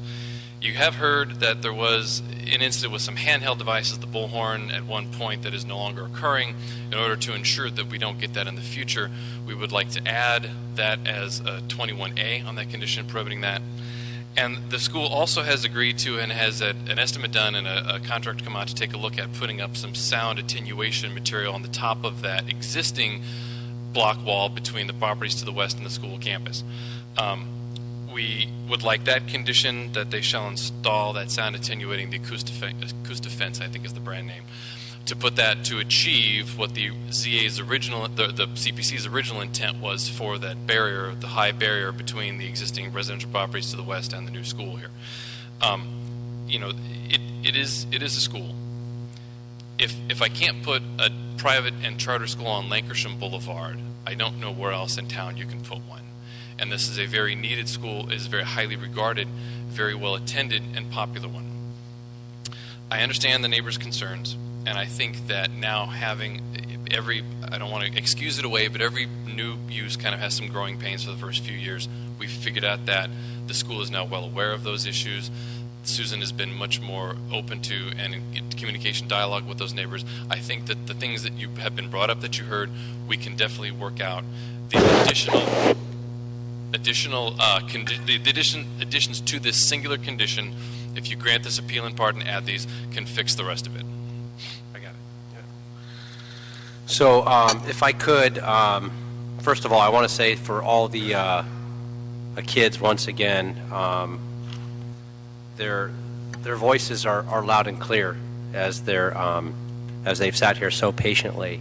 And in hearing some of the concerns from the neighbors as well as the council office, I'd like to, if I could, Mr. Chair, go ahead and grant the appeal in part with modified noise conditions as mentioned by the council office, with no outdoor bells or amplified devices or bullhorns, as well as the attenuating barrier that would be installed, and add those conditions, and go ahead and ask that one of these kids, hopefully they'll all do very, very well and get a great education. If one of them does well, they'll be sitting in one of our chairs. And if one of them does really, really well, they won't be sitting in our chairs. They'll be somewhere much better off. But in any event, that would be my recommendation. So we're going to deny in part, grant in part, with the conditions that have been articulated. Yes. Correct. Yes. Okay. Yes, sir. Excuse me. Could we agree to have the 25-foot setback that children can't play within 25 feet? We've already laid out the conditions, sir. In all the paperwork. We've laid out the conditions. Yeah, and I don't believe in having a hall monitor with a yardstick out there, so I think the kids should be able to go out there and get a good education. And as the young man who is their student body president so articulately laid it out, that they'd get their energy out there so they can go back to their studies. So that would be all I have. Thank you, sir. The answer is no. Thank you. And your time's up. It's not a debate. Yeah, thank you. Partially denied, partially granted, with the conditions articulated on the handheld amplification and the sound wall. Thank you. So be the order. Gracias a todos. Felicidades.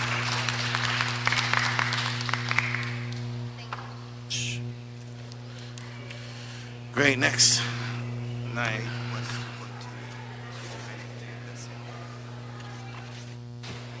We're getting there. 2 more. Move everything away from me. Thank you.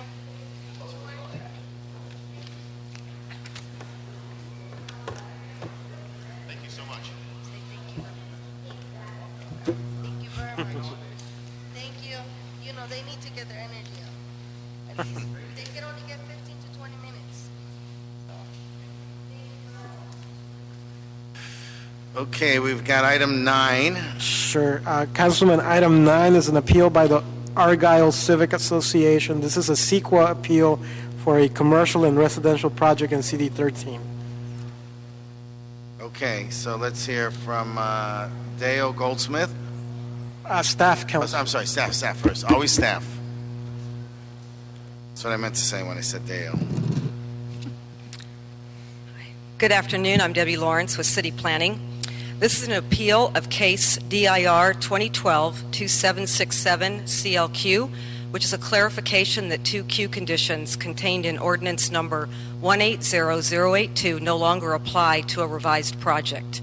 So the conditions were specified in a 2006 case for a mixed-use project at 6230 Yucca containing 95 condominium units. And the site is located at the corner of Yucca Street and Argyle Avenue in Hollywood. The project was later revised to include 116 apartment units instead of condo units, so the director issued the case that's being appealed today to clarify the revised project. Section 12.32H of the Code and the City Planning Commission guidelines provides that clarifications of the Q classification may take place under certain situations, including clarification of the intent of any condition.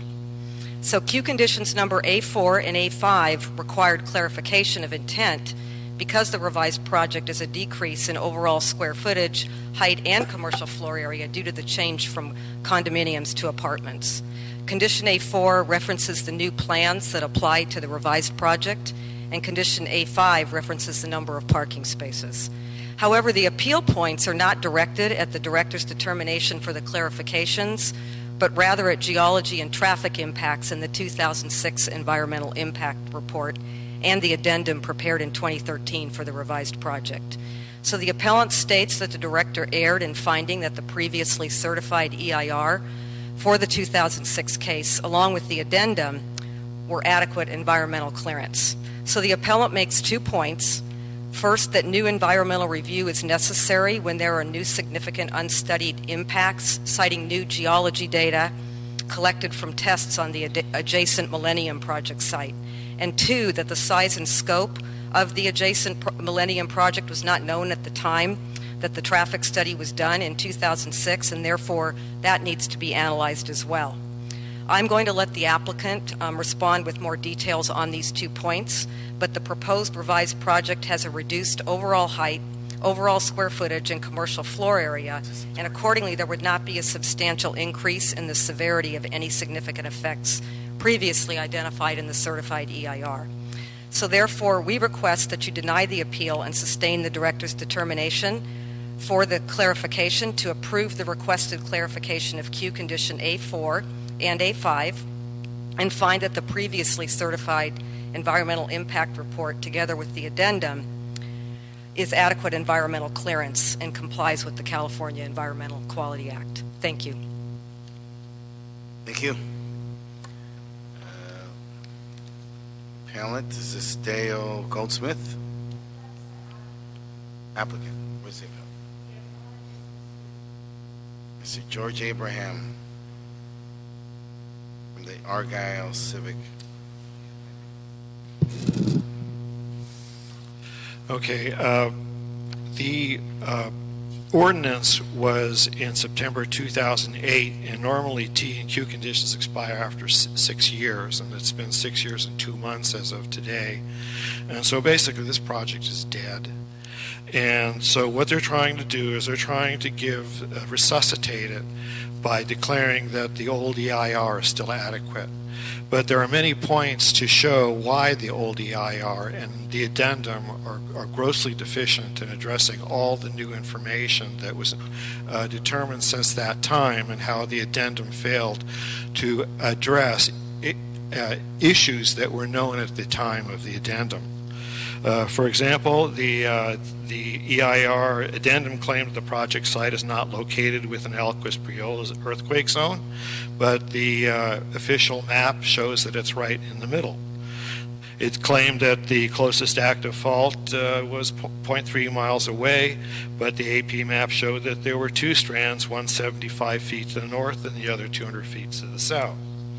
And it claimed that the potential seismic hazard of the project would not be higher than in most areas of the city of Los Angeles or elsewhere in the region, but the fact that this is right in between 2 strands of an earthquake fault that breaks with magnitude 7, vertical displacement of 4 feet, and horizontal displacement of 12 feet, in between 2 strands that are doing that makes this the most geologically unstable land in all of Hollywood, and a tremendous danger to the project and anyone who ever might inhabit it. Also, that the recent geotechnical study was deficient because the entitlement is for a 6-story subterranean garage, but according to Group Delta's records, they claimed that they only did a 35-foot exploratory trench, so they really don't know what's below that and where they could build to. Also, Robert Sidnor, who is formerly LADBS Grading Appeals Board member and a 25-year career geologist at the California Geological Survey, which did the AP map. He had some remarks about what the right way to do a geotechnical study was, and he mentioned the Veterans Hospital and also the Metro tunnel where across the Hollywood Fault. And he said what they have to do is they have to geophysical survey to locate fault planes, as was done by the USGS at Wadsworth Hospital, and also then to do downhole logging, 24-inch wide holes where actually a geologist actually goes down and looks. And so none of this was done by the Group Delta firm.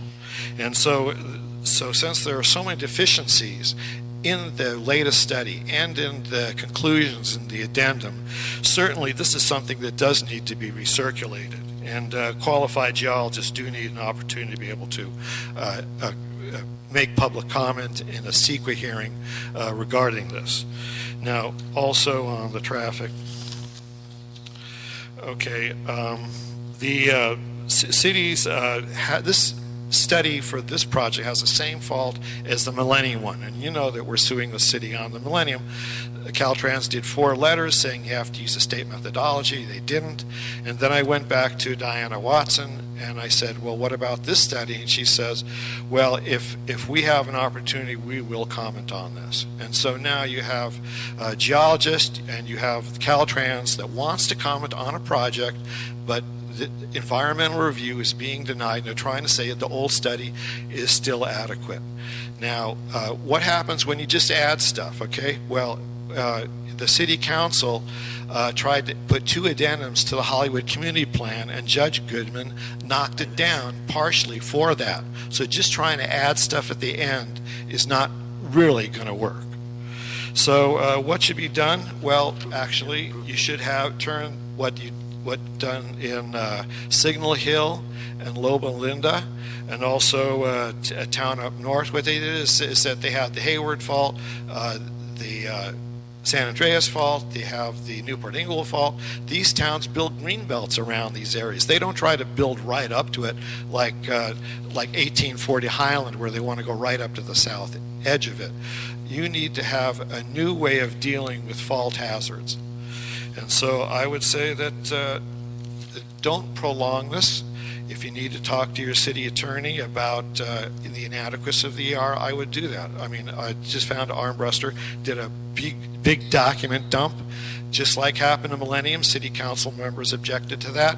Thank you. So I think you should take your time in looking at this. Thank you. Thank you. We have Dale Goldsmith. Good afternoon, honorable committee members. My name is Dale Goldsmith. I'm a partner with the law firm of Armbruster, Goldsmith & Delvac, representing the applicant, 6230 Yucca LLC. We've submitted 2 letters to the file, one dated on the 10th of November, the other dated on the 1st of December.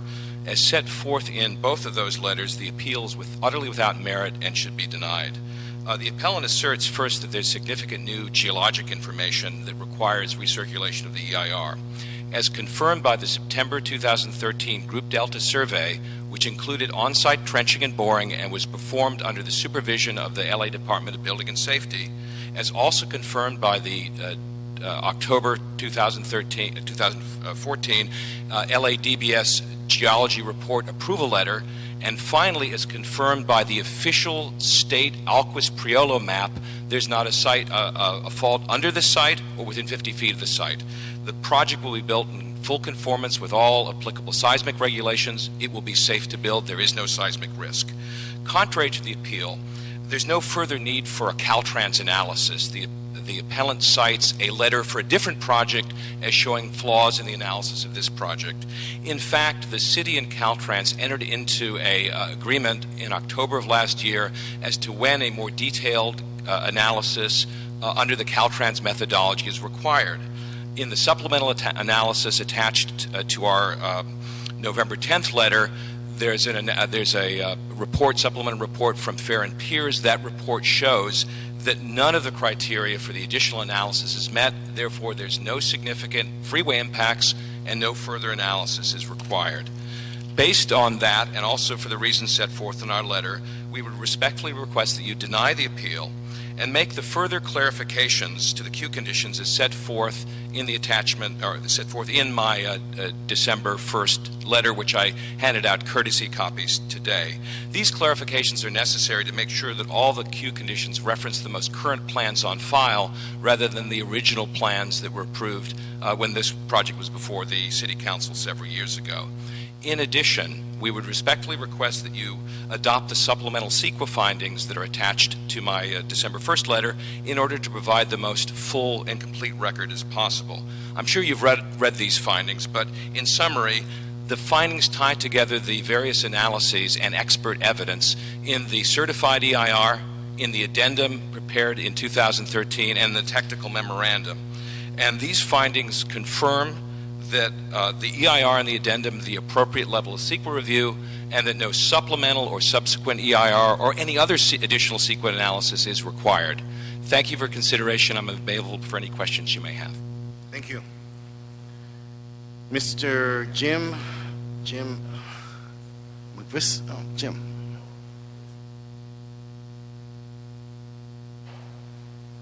Jim, introduce yourself for the audience. Jim McQuiston.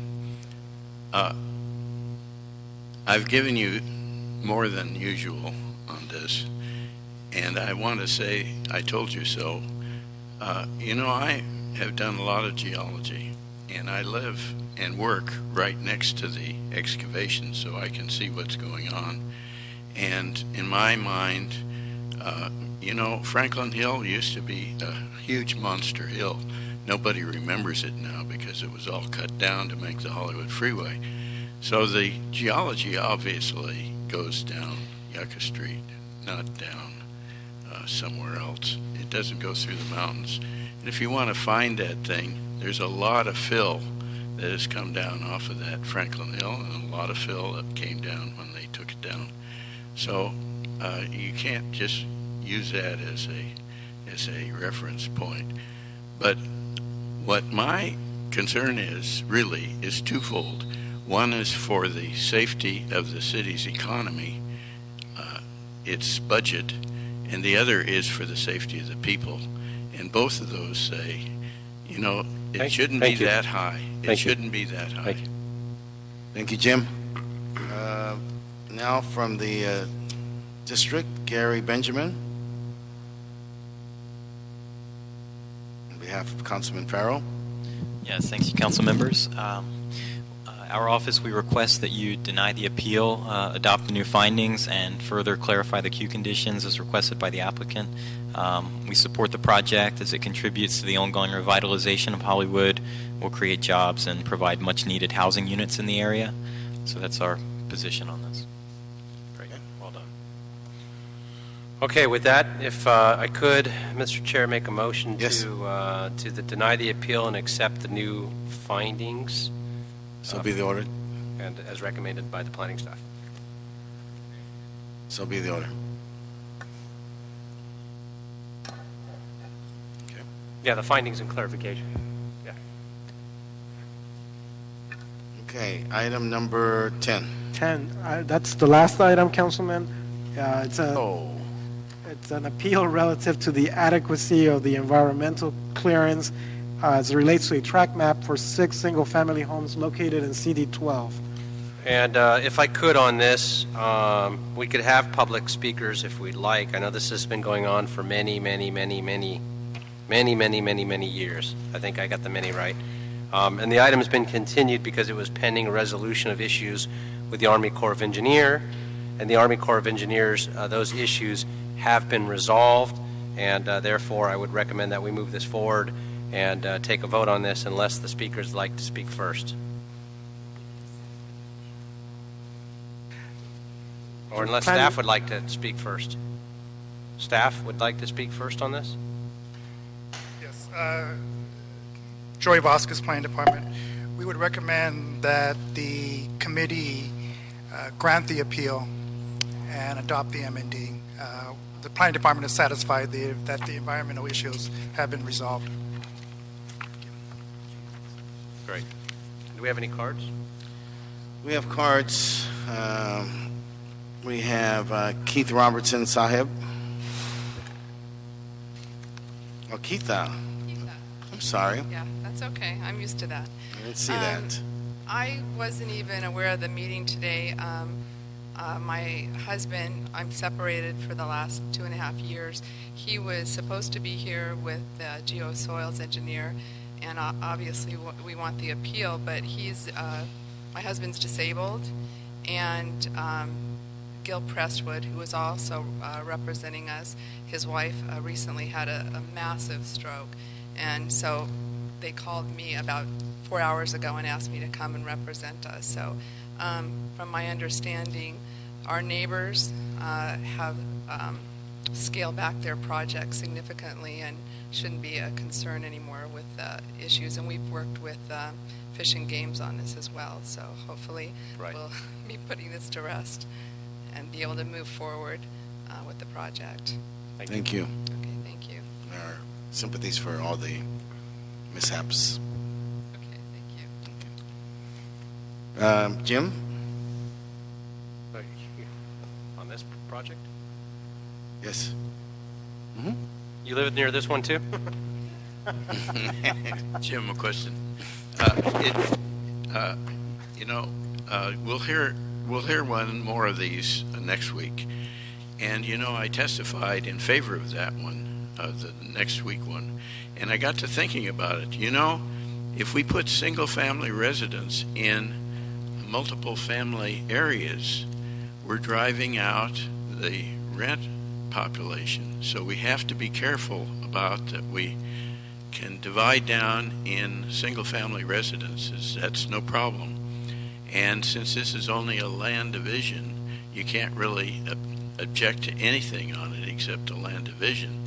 But I do want to alert you people that watch out for the fact that we're putting too many single-family residences in multiple family planned areas. We're upsetting the plan of the city of Los Angeles. Yeah, there are no multifamily dwellings anywhere near this location. So but appreciate the comment. So with that, my recommendation Motion? still stands. To grant the appeal. To grant the appeal. Grant the appeal. That's the order, so be it. Okay. This completes all our business for the day. Public comment, council. Okay. There's no public comment. Thank all of you who've come down here, and the meeting is adjourned. Thank you.